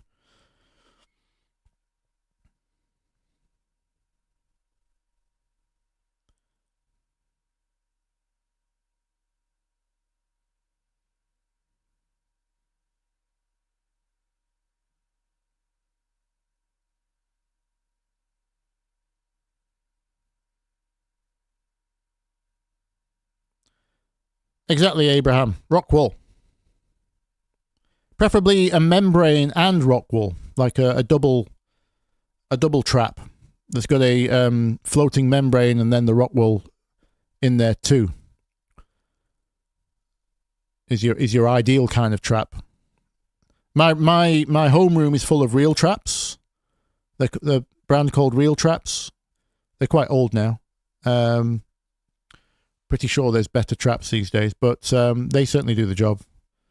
And then we have a full floating. We have the privilege of a full floating room at the actual studio, which is 80% soundproofing. giant wedges in every corner, just stuffed with rock wool, about 6 feet deep, with a false wall and a floating floor. And it's still not the best. That's how hard bass is to trap.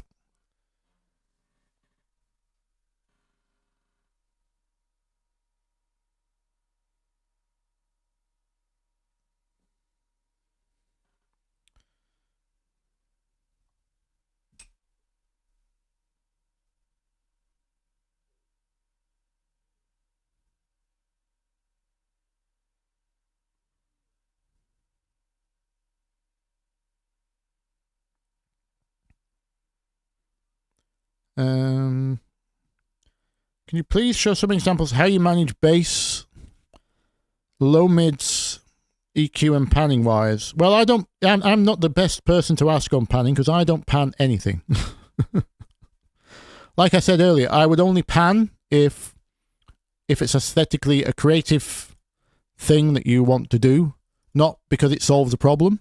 Panning does not solve any problems for mix, overlap, masking, etc. As for I'm trying to think of a good example of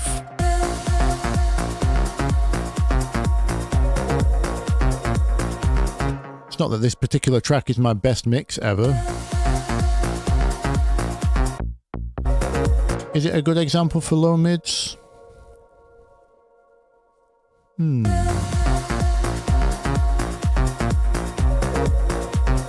The thing, again, Sevchek, there's no one answer I could give you. I don't do the same thing every time. I'm using my ears because my ears are trained. There's no same thing I do to the low mids or the low bass every time, other than make sure there's no clipping after managing all my sub bass. Well, no audible clipping. I get that bit right, and then I'm referencing, and that's it. How are the low mids in the reference? Is it known that the reference works at the same destination, i.e. club, indoors, outdoors, house crowd, trance crowd, ketamine crowd, ecstasy crowd? Does that reference work for them? If so, I will copy it. If not,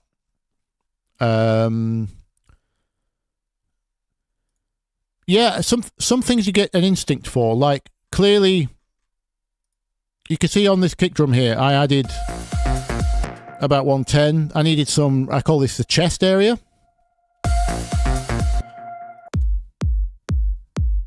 I can hear it in the kick now. It's missing a lot of, you know, that upper knock. Kind of, in fact, it's just not in there at all. It's got a bit in there. This is almost like a pure sine wave sweep. It's a very pure digital sounding kick. It's not got a lot of thud. Obviously the sub is fine. It's nice and long. This is carrying the bottom end of the track.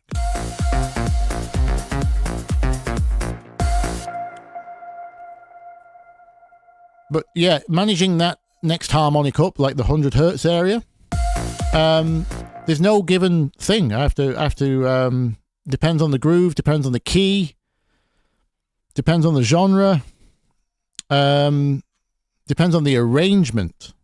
Like, you know, what's the bass playing? Is it busy? Is it swapping octaves? I'll do something different for every track. But it's all, the decisions are all because I can hear it. There's nothing I can pass on in terms of, oh, always dip at 200 or nonsense like that.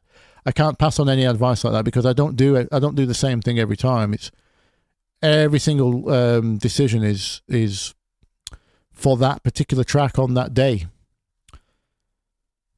There's no rules to low mid. Reference more. Again, I'll just say reference more. That's how you're going to get there.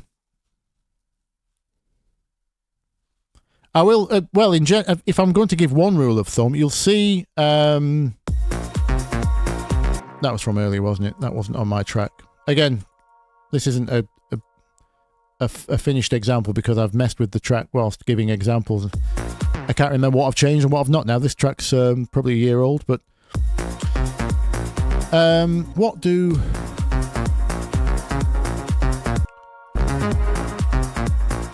I do here? Like, normally I would suggest everything stays out of the lows. Like, I'm just playing high chords here, so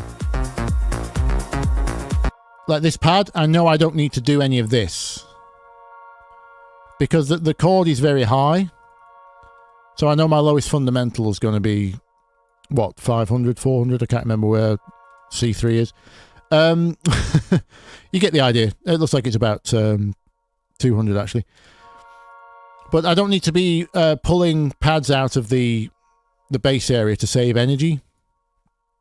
But that's your most dangerous area. Like I said earlier, the bass, the sub bass region, as long as that's tidy and managed well, like you see on my bass, what we did here.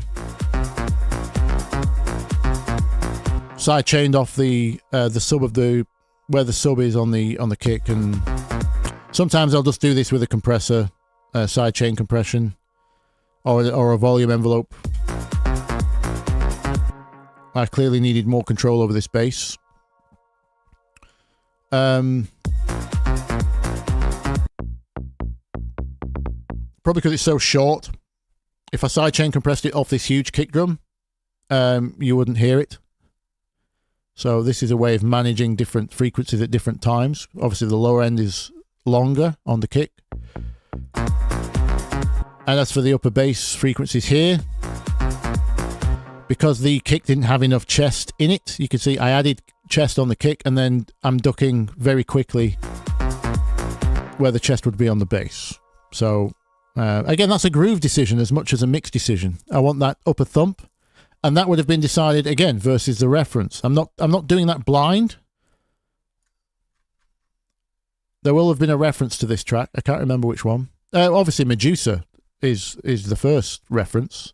There will have been a few, but I've called the track Medusa Pluck House version. So it's got something to do with one of the Medusa remixes. Normally it would be at the top, but it wasn't on this on the final session. But yeah. So unfortunately no rules to give you.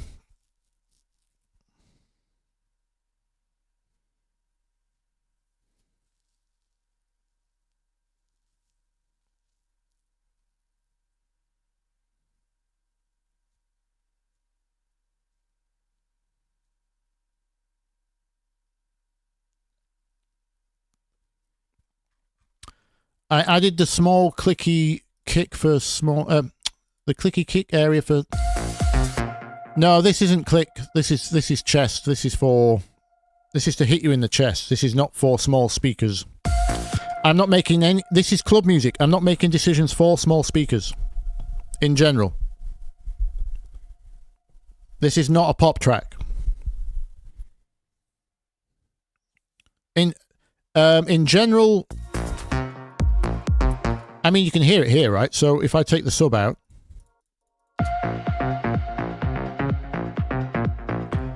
has the groove survived?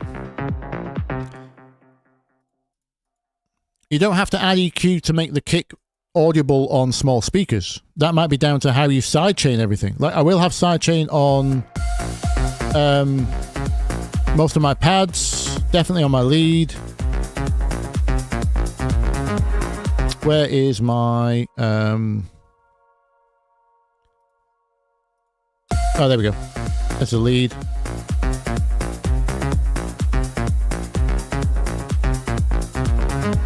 As you can see, I've carved out all the bottom on the lead because I'm trying to leave the sub area clean and alone. That just needs to be bouncing down there. You want most if you depends on genre, tempo, and your groove choice. But in general, you want to leave this to your sub and your kick. There shouldn't be, your bass sub and your kick. There shouldn't be anything else messing down here. You should be able to hear your pads, your vocals.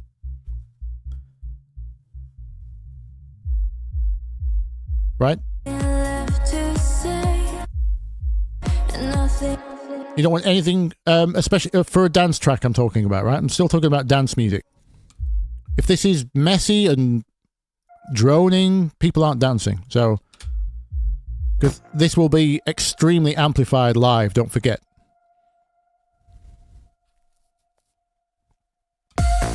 This is the bit that's shaking people's bodies physically. So,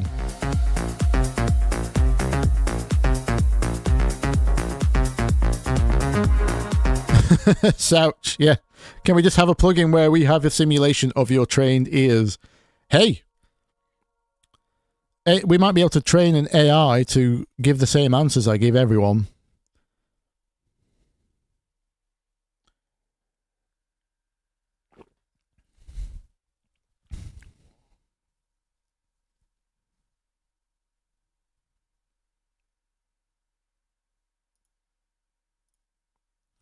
Regarding what I did with the bass, I don't do this very often, to be honest. I will just grab an actual... I'll show you the difference. So if we sidechain our bass, quote unquote, normally...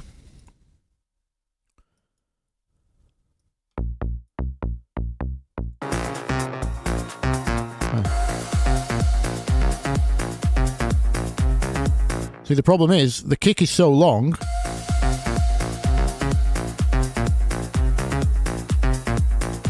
we can no longer hear the bass part. That's a very long kick drum I've got down there. And the reason I've chosen a long kick drum, again, reference, my reference will have had a long kick drum. And our bass part is kind of dancing around above A. Which is pretty high. Where are we at here? This, no, it's not that high. 50.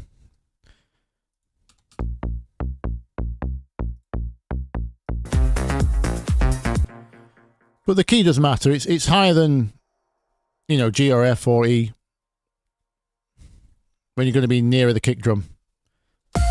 And it's not going down. There's no chords moving downwards below this A. And my main lead bass part is obviously the octave above that. So, but the problem is rhythmically, this is very staccato. What's called staccato. Very short notes. Bap, bap, bap, bap, bap, bap, bap, bap. Right? It's not boo doo doo doo doo doo.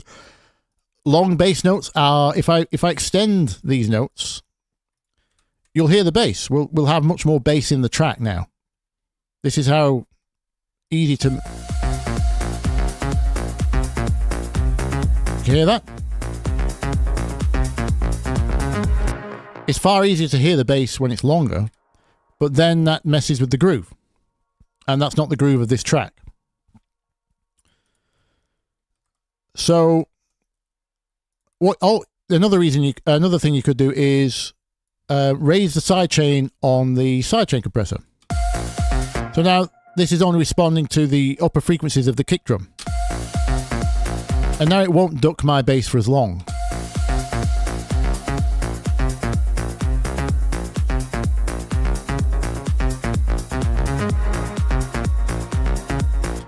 Which is better, but the way I've done it this way is only at the times when the kick drum is longest, I can make sure that particular frequency... I chose these EQ points, by the way, by you can just load an EQ onto the kick drum.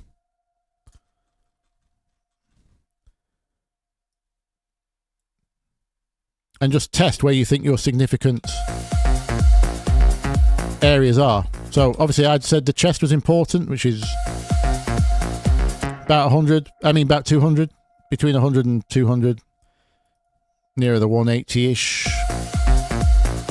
And obviously the fundamental, which is where it settles on, which is about 50, 48. I'm not too precise with these things. I don't... like I say, you got to work fast, or else things don't happen. So we should find that this one is on... Okay, 44.5, apparently. And... yeah, 200. 194. Because those are the most significant things I needed ducked out of the way. But because they're faster, well, faster in the top area, I can still hear the bass part now. In this area. Oh. I do have a slight sidechain on the top. But the upper bass harmonics are now audible because I'm only ducking the chest area for a tiny bit. Whereas with the full sidechain, everything got ducked by the same amount and it was too long. So you lose a lot of audibility of the bass. It's a decision made versus the groove of that bass line in this key. I hope that makes sense. I don't actually do, I normally just use the compressor sidechain most of the time, or I would have a separate sub and upper bass. If you watch my bass processing video, Sevchek, watch my bass processing video. I talk a lot more about separating upper bass and sub. That's how I normally do it. This track is an exception because I don't have a dedicated sub. There'd be no benefit to having a separate sub and this bass, because this is doing very little, because we have, in this particular type of track, we have a bass, what I'm going to call a bass lead.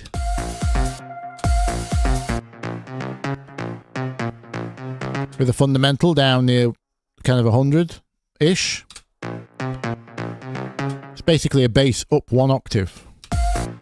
So lots of low mids, but it's a lead part at the same time. So it's covering a lot, and there's no point having, this is technically my sub bass.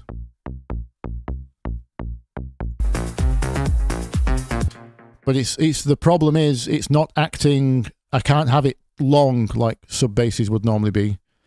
I say normally be. I would normally have a longer sub bass than an upper bass, but because this is my lead and it's all about bouncing, this is almost acting like a thuddy tom part, you know, like you would have between your kick drums.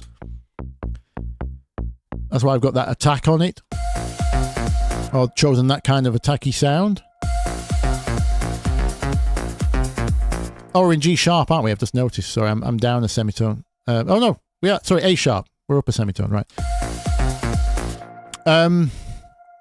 But yeah, lots of decisions that go into that. I'm not saying it's easy. I know use your ears is not a piece of advice, but it is a piece of advice, because there's nothing I can tell you that will help you improve, because there's no fixed solution. You know what I mean? Use your ears is the only advice. And that's why I tell you, you just got to reference more.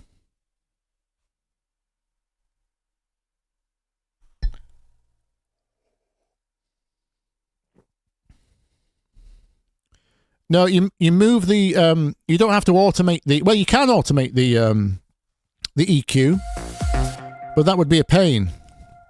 There's a quicker way. You just add an envelope. Where is it? Envelope follower is well, again, this is specific to Ableton. So you want envelope follower on your kick drum, and then you can map the envelope follower. See here? So I've got envelope followers for low, mid, and high. Again, this is something I actually don't normally do. This is a solution I pulled out because I was struggling so much with this particular track. So this is what you would call creative engineering. But so I identified, I've highlighted the low frequencies, and then the envelope follower for the low frequencies is mapped to gain on this EQ. This one. Number 2 there, see? So it's mapped to the gain. See how this is grayed out? It's because it's now under control of the envelope follower on the kick drum. I'll show it you manually so you can see it happen. I showed it earlier with the vocals. In fact, let's just do that. So imagine for example, There's nothing left to say. imagine my pads were, There's nothing left to say. if for some reason we deemed the pads to be extremely important, but we needed the vocals to cut through. In fact, let's just turn up these pads. Let's put 6 dB on them or something, and then we can flatten this off.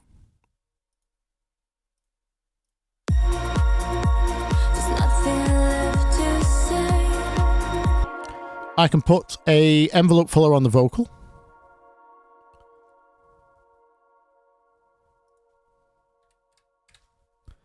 Envelope follower. First of all, let's find out where the clashing frequencies are. We could just sweep around. There's nothing left to say, and nothing you could do. So about there. So we'll make sure that's at 0. And then we'll say automate band 6. So we go to back to the vocal. Map. I want the gain of band 6. And I want it to start at 50%, i.e. that'll be its middle, 0. And let's just duck it all the way to 0. So now every time the vocal comes in, There's nothing left to say, and nothing you could do. There you see? I think this arrangement is messed up because the pad shouldn't be there. I think this got moved. But you get the idea. nothing left to say. And we could, you can always turn up the, sorry, go back to the vocal. You can always crank the gain on this envelope. There's nothing left to say. So you're getting the full range of detection there. And then this will duck this all the way. There's nothing left to say. Maybe widen the cue. Nothing you could do. There is no Extreme example, you would only need, in reality, I would only be, obviously my pads wouldn't be clashing with my vocal that hard, obviously, in the first place, because hopefully my arrangement would be better, right? So, but when you're, if you do have a very busy track, lots going on, and you need a vocal to cut, or a kick drum, something like that, you only need, for the mid-range, you only need a couple of dBs here and there at the key points for it to be effective. You don't want that obvious kind of sucking out sound, unless obviously you find that attractive and it's part of the aesthetic of the, you know, you think that's a new sound that you like, then obviously go for it. No rules, but in terms of just pure mix clarity, you shouldn't need more than a couple of dBs to dip out things to make them clear. When it comes to the bottom end, though, everything gets amplified, right? Everything's more, it's exponentially more energy needed down there to achieve the same things as the mids and highs. So you do the same. You would need lots of dBs down in the low end to make a difference, because low frequencies take up exponentially more energy than high frequencies. Watch this video back and look at the beginning when I showed the pink noise curve.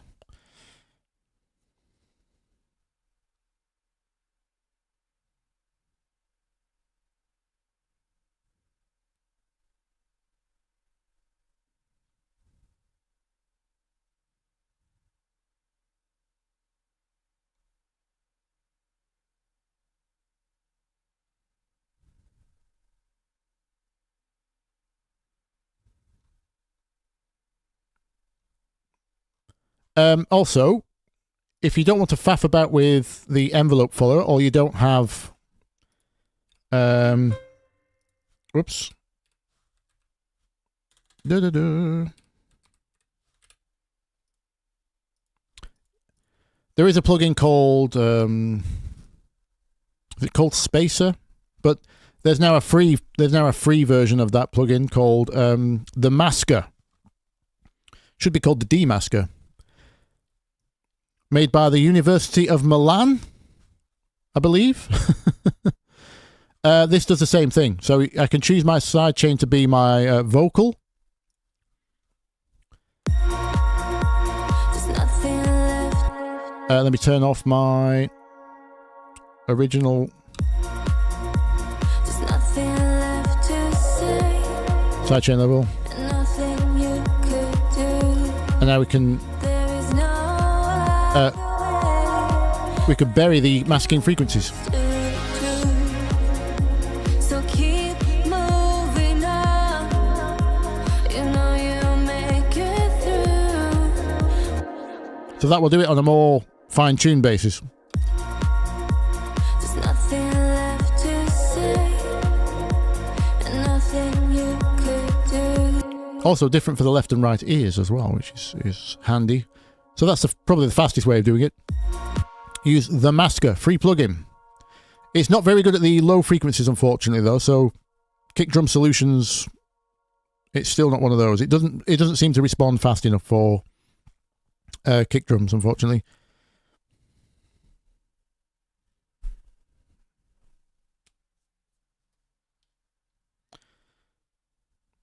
McDoodle, yeah, we had this one earlier. What's your process for finding a vocal? Splice and a few spare hours. Basically. I'm also not precious about using vocals which other people have used. I don't care. I'm not so vain that I think it should be exclusive from a non-exclusive service. Yeah, it's because I'm already a Splice member. I'm already paying, so I'm going to use it. If I don't get a dedicated vocal off an actual artist, then it's Splice for me. Especially for quick ideas. Absolutely fine. You can't really make full songs with them. They don't usually give you the full multiple verses. You normally get one verse, one chorus kind of thing, but fine for dubs and, you know. Yama, what are you asking? Newbie question here. How does one get a good, clean recording of percussion instruments? Egg shakers, claves, hand drums. As a bedroom producer, considering the room is not treated. Oh, right, you want to record your own. And you don't have a treated room.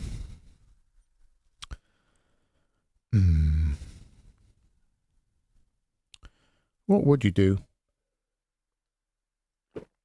Well, it depends on... You see, you have to have aesthetics in mind, right? So not all... It depends what you mean by good recording as well. This is subjective. If you're talking about good recording in terms of like clean... Well, you mentioned treated room, right? So you're worried about room reflections. But in reality, no one plays percussion in a room that doesn't have reflections. If you think about claves, shakers, hand drums, samba, or Afrobeats, it doesn't matter what the genre is, really. It's not played in,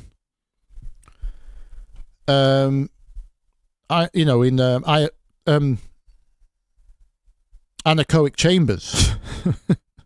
You want some room reverberation. The problem is getting good room reverberation, right? So you have a few options. First of all, what's wrong with sample libraries? Second, if you want your own flavor and percussion, then the best thing you're going to do on a budget is, I said earlier, towels actually make very good sound traps. So you're looking at pointing the microphone at, you want to cover the wall behind you with folded up towels, possibly a mattress, bed mattress, or if you've got a clothes wardrobe, a clothes cupboard. I know not every country calls them a wardrobe. I hope you know what I mean. A closet that you store your clothes in. If you're back to one of those and have I give this advice to vocalists all the time that don't have a home vocal booth. Point the microphone at you and your back is to the wardrobe with the doors open so the clothes are exposed. Those are also extremely good at absorbing frequencies, especially high frequencies. So you shouldn't get much room reflection from that type of recording. Also, if you use a dynamic microphone, not a studio condenser microphone, capacitor microphone, you will also get drier recordings that won't be as sensitive and pick up the room reflections.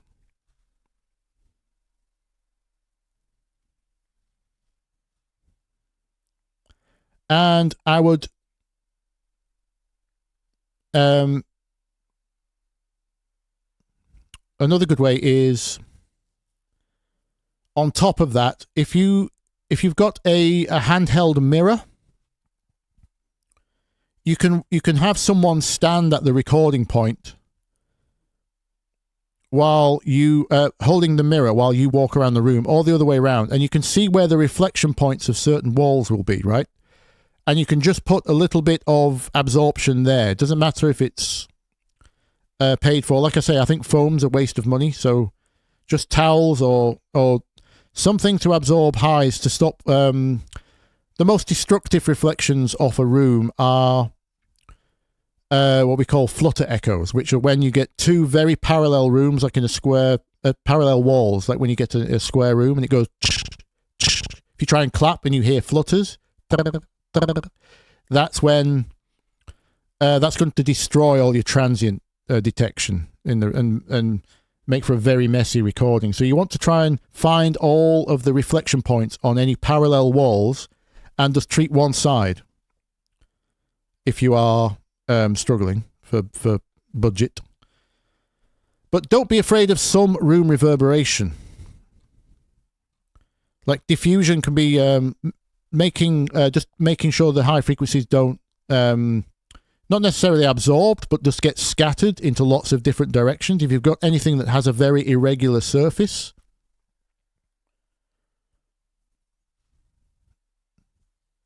I can't think of an example right now, but if you look at diffusion treatment online, you'll see the pictures of the thing. They're basically just lots of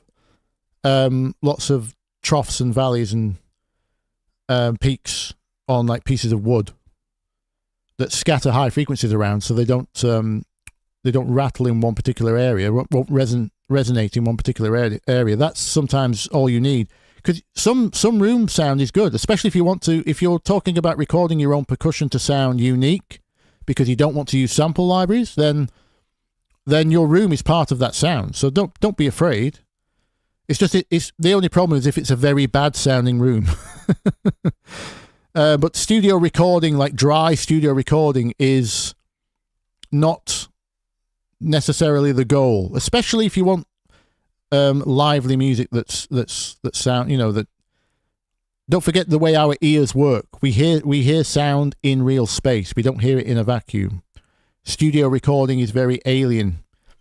Sounds good when you need a very clean vocal for a professional pop track. But it doesn't sound very convincing when you're trying to, it's not necessarily the most emotionally important aspect of recording a vocal. Can you see the vocal chain? Yes, you can.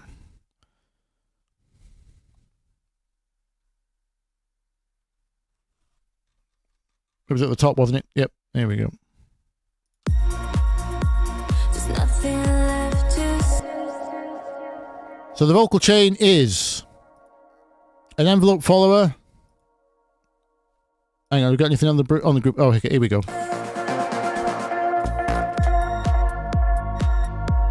So the vocal chain is.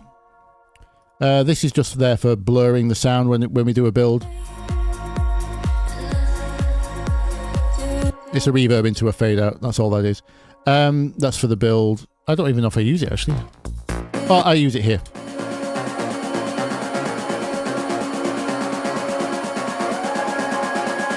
That's not doing anything.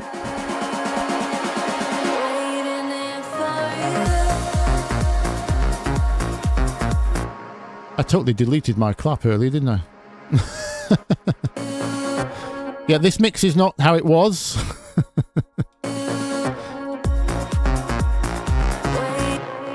Oh, we had... Anyway. Yeah, so we've got a delay. Let's show some automation, shall we? What we do with the delay? So the delay is mostly static. I'm using the variety of sounds delay just because it has the most tape-like effect. It's beautiful. It doesn't interfere with the main sound. It has a built-in ducker here, a gentle one. But the main reason I use that is for the tails just don't seem to mess with the original sound. It stays out the way. It's nice. I have Super Mega Atmos Reverb, Dragonfly.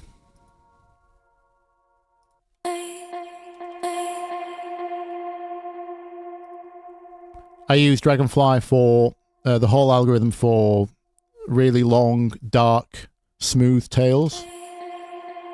Nothing you could do. There is no other way. So, I know I've messed with the mix now, haven't I? But -10, there it was. Nothing you could do. There is no. Depending on the intensity of the song, I will automate this level. The vocals mainly only got the verse. But you'll find you sometimes, if you need a vocal to sound epic all the time, like the reverb is part of the aesthetic of the sound, you'll find you need to automate your reverb to be louder in busier sections as the tail gets masked, and then less so in open verses. I've got away with, I'm probably just being lazy here, but I've got away with just keeping it at the same level, about -10.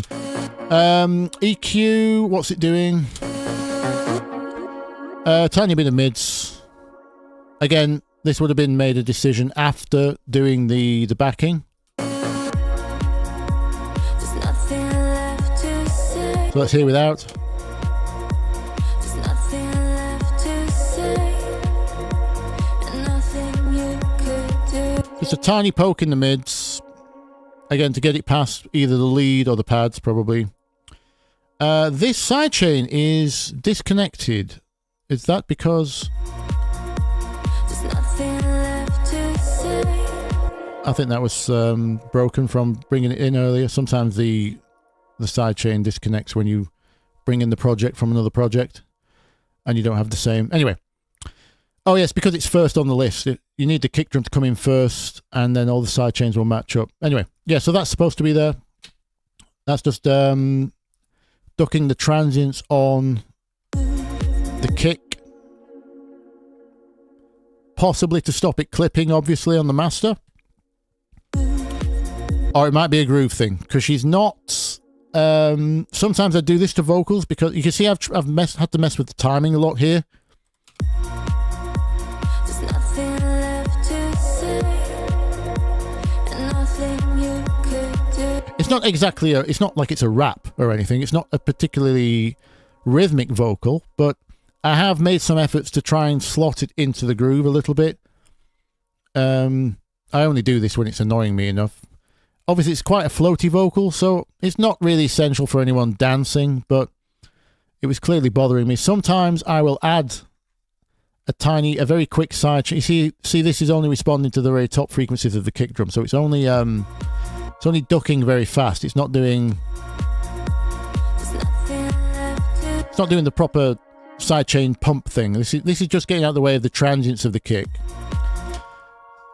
Possibly for the groove of the vocal, or possibly, like I said earlier, about the reason I added this to the kick. Something about the chest thud wasn't cutting through for me, so I've added it here. I've ducked it out of the bass. And then by adding sidechain to other instruments like the pads and the vocal, that also lets the kick be very clear, because again, it's supposed to be a dance track. The kick is the most important, so I'm not worried about vocal sibilants being masked on certain words and things like that. Generally, our ears are good enough to detect words above actual sound, if that makes sense. You don't need everything to be super clear. You'll be able to. We are designed by nature to detect other human voices more clearly than any other sound. So you'd be surprised what you can get away with on vocals. This limiter is me being lazy. It's probably not even engaged 90% of the time.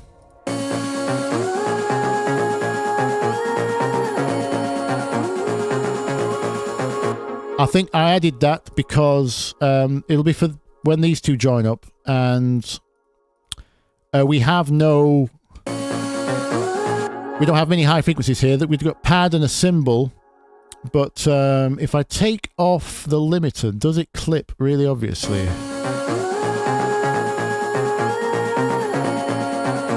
No, it doesn't. It doesn't. I think that's me being lazy. That's a safety device so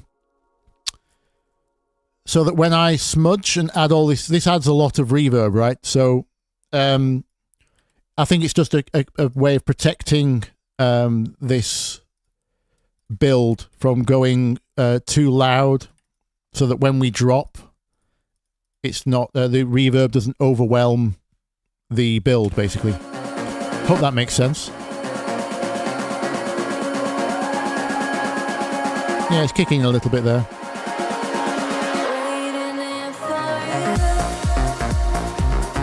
Yeah, it's tickling less than, a couple of dB tops. Yep. Just, and then after that's just a filter, low pass filter.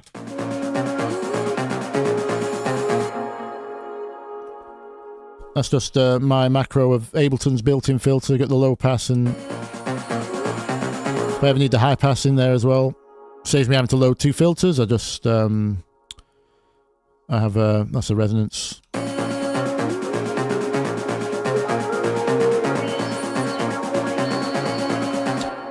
Do I even use it ever in the track? Oh, I use it in the intro. I use it in the mixing. That's the only place that gets used. That's your vocal chain. But again, don't copy any of this, because I can load you another track and there'll be a completely different vocal chain, because it's different for every track. Most of this is aesthetics, right? Reverb delay, that's if I did this vocal in another genre, if I use this vocal in another genre, these would be different.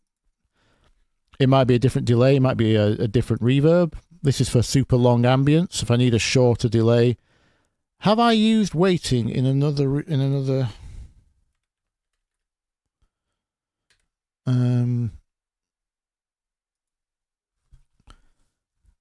Because I do tend to try house trans. No, I've only used it on this song. Oh, Carrera Morton Hilton. What was that?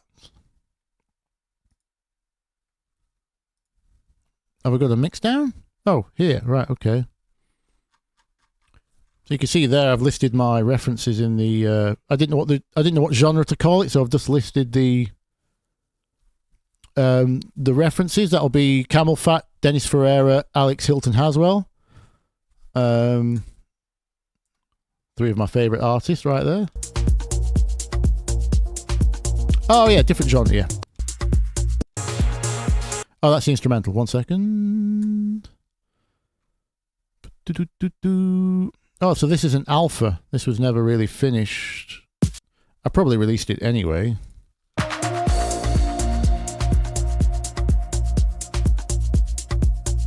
Yeah, so this is the reference for this was definitely Alex Hilton Haswell's Remember with Jem Cook, which was also similar to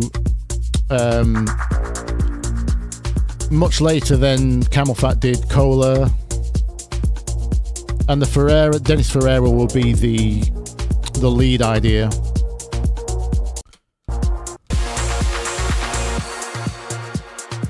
Definitely Alex Hilton Haswell's arrangement.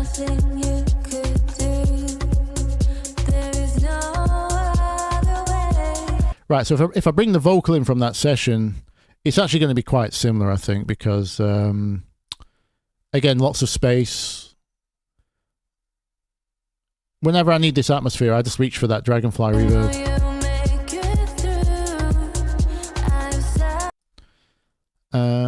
So, and to be quick if I was being quick with the Medusa mix version, the first one we showed, I may have just grabbed this vocal straight in and kept the chain. Yeah, here we go.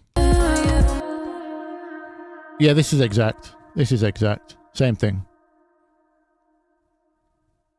There'll be different automations, obviously, but yeah, so they're the same. Not a good example. It's not because it's not a different sounding genre. The level's different on the actually on the reverb, because I would expect to need more reverb on this super ambient track. No, it's all the same. what I was saying about earlier about working fast. That's one way. Even though I'm working on a different, technically a different remix of this vocal, if you like, I can just grab this vocal, bring it in, and then I don't have to worry about it. The rest of my track is I can build around. So I can't remember which one came first, but clearly those EQ decisions were so small, nothing sounded like it didn't work. Well, there you go.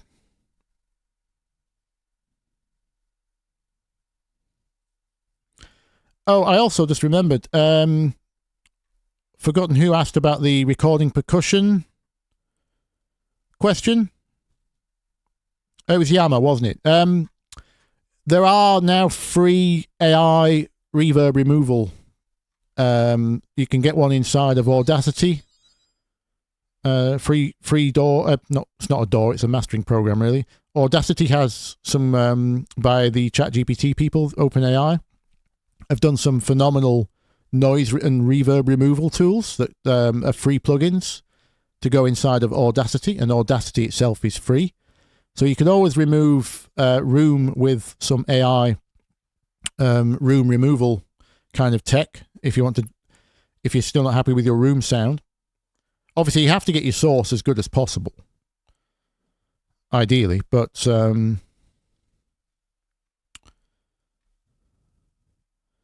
anyway, yes, whoever asked for the vocal chain, I hope that all makes sense.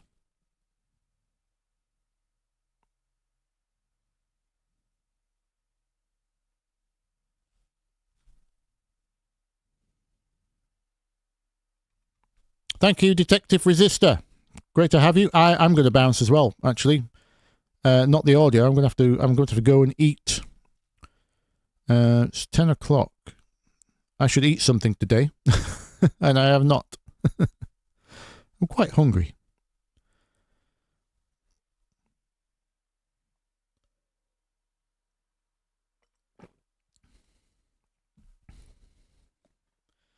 Yes, Carl, I did the same. I knew what aliasing sounded like before I had a name for it. And I'll tell you exactly the place I first heard it distinctly was on Virtua Racing on the Sega 32X. Terrible aliasing on the engine sound.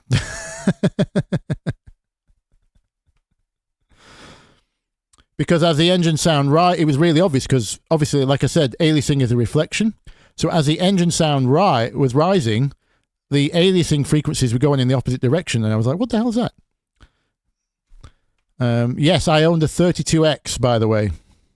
I was that much of a Sega fan. For those who don't know what it is, it's the mushroom-shaped thing that you plugged into your Sega Mega Drive to make it 32-bit if you couldn't afford a 32-bit console, or if you couldn't wait for the 32-bit consoles to come out.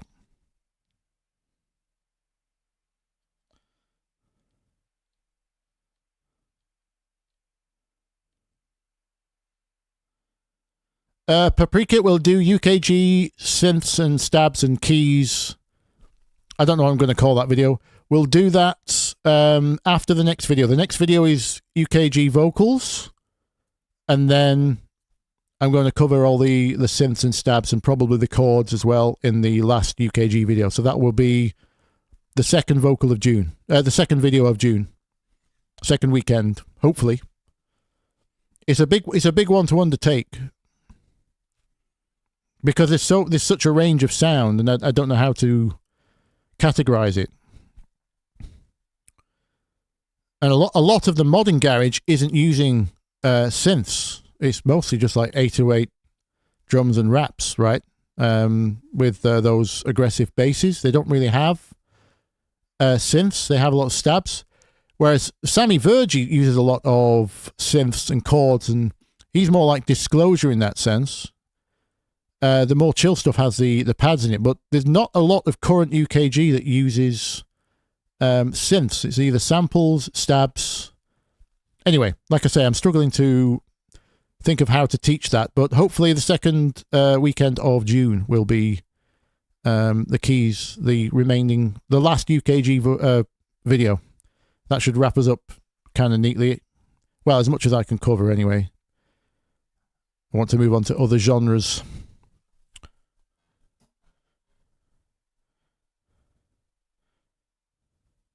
Thank you, Cameron. Thank you for all the questions, Sevchek. Thank you, Kyle.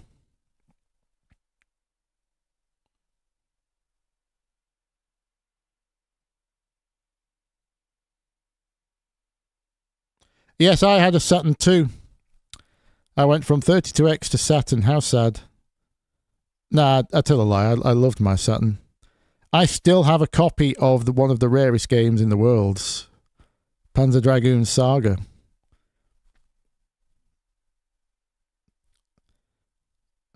It's nearly $1,000 on eBay now. I'm just keeping hold of it. Thank you, Souch.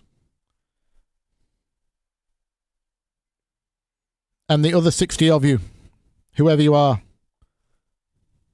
Thank you to everyone who has stayed and watched. Hopefully you got some knowledge.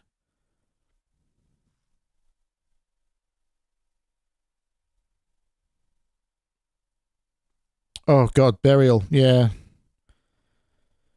No, Burial deserves his own video, really, doesn't he? We can't do that under UKG. Thank you, Cook.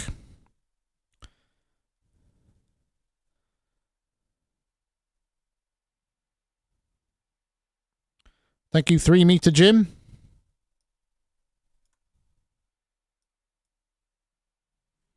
Nils, Abraham. Yes.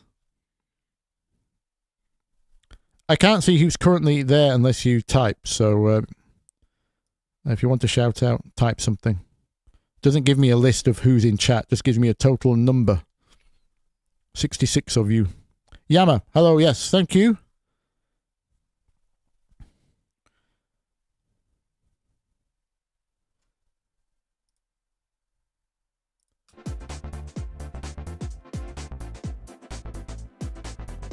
And whatever that says.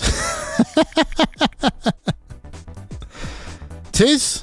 T-Y, it looks like a T-Y-Z-Z. Tizzy? Maybe. Extremely stylized character set there. Nicely done. See ya. Yes, thank you. If your name is indeed Tizzy.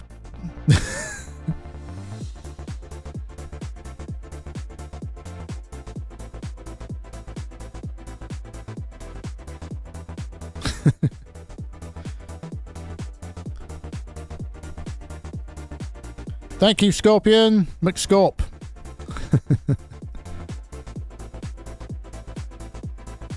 Thanks, Phil.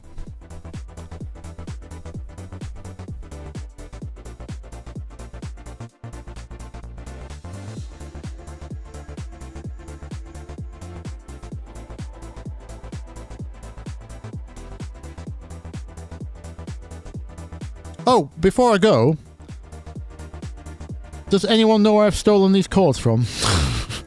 I'm convinced they're not mine.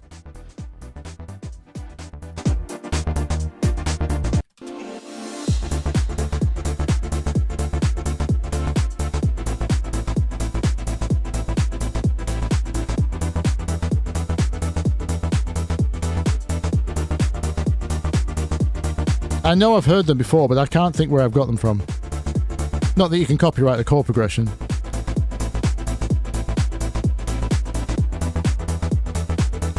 Four, 1, 5, flat 5.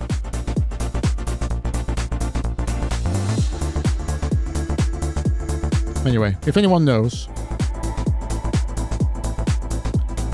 or it sounds familiar to someone, let me know. It's kind of bugging me. It's not going to stop me releasing it, obviously. It's just, you know when you know it's not come from nowhere. Thank you, Olegian. Olegian.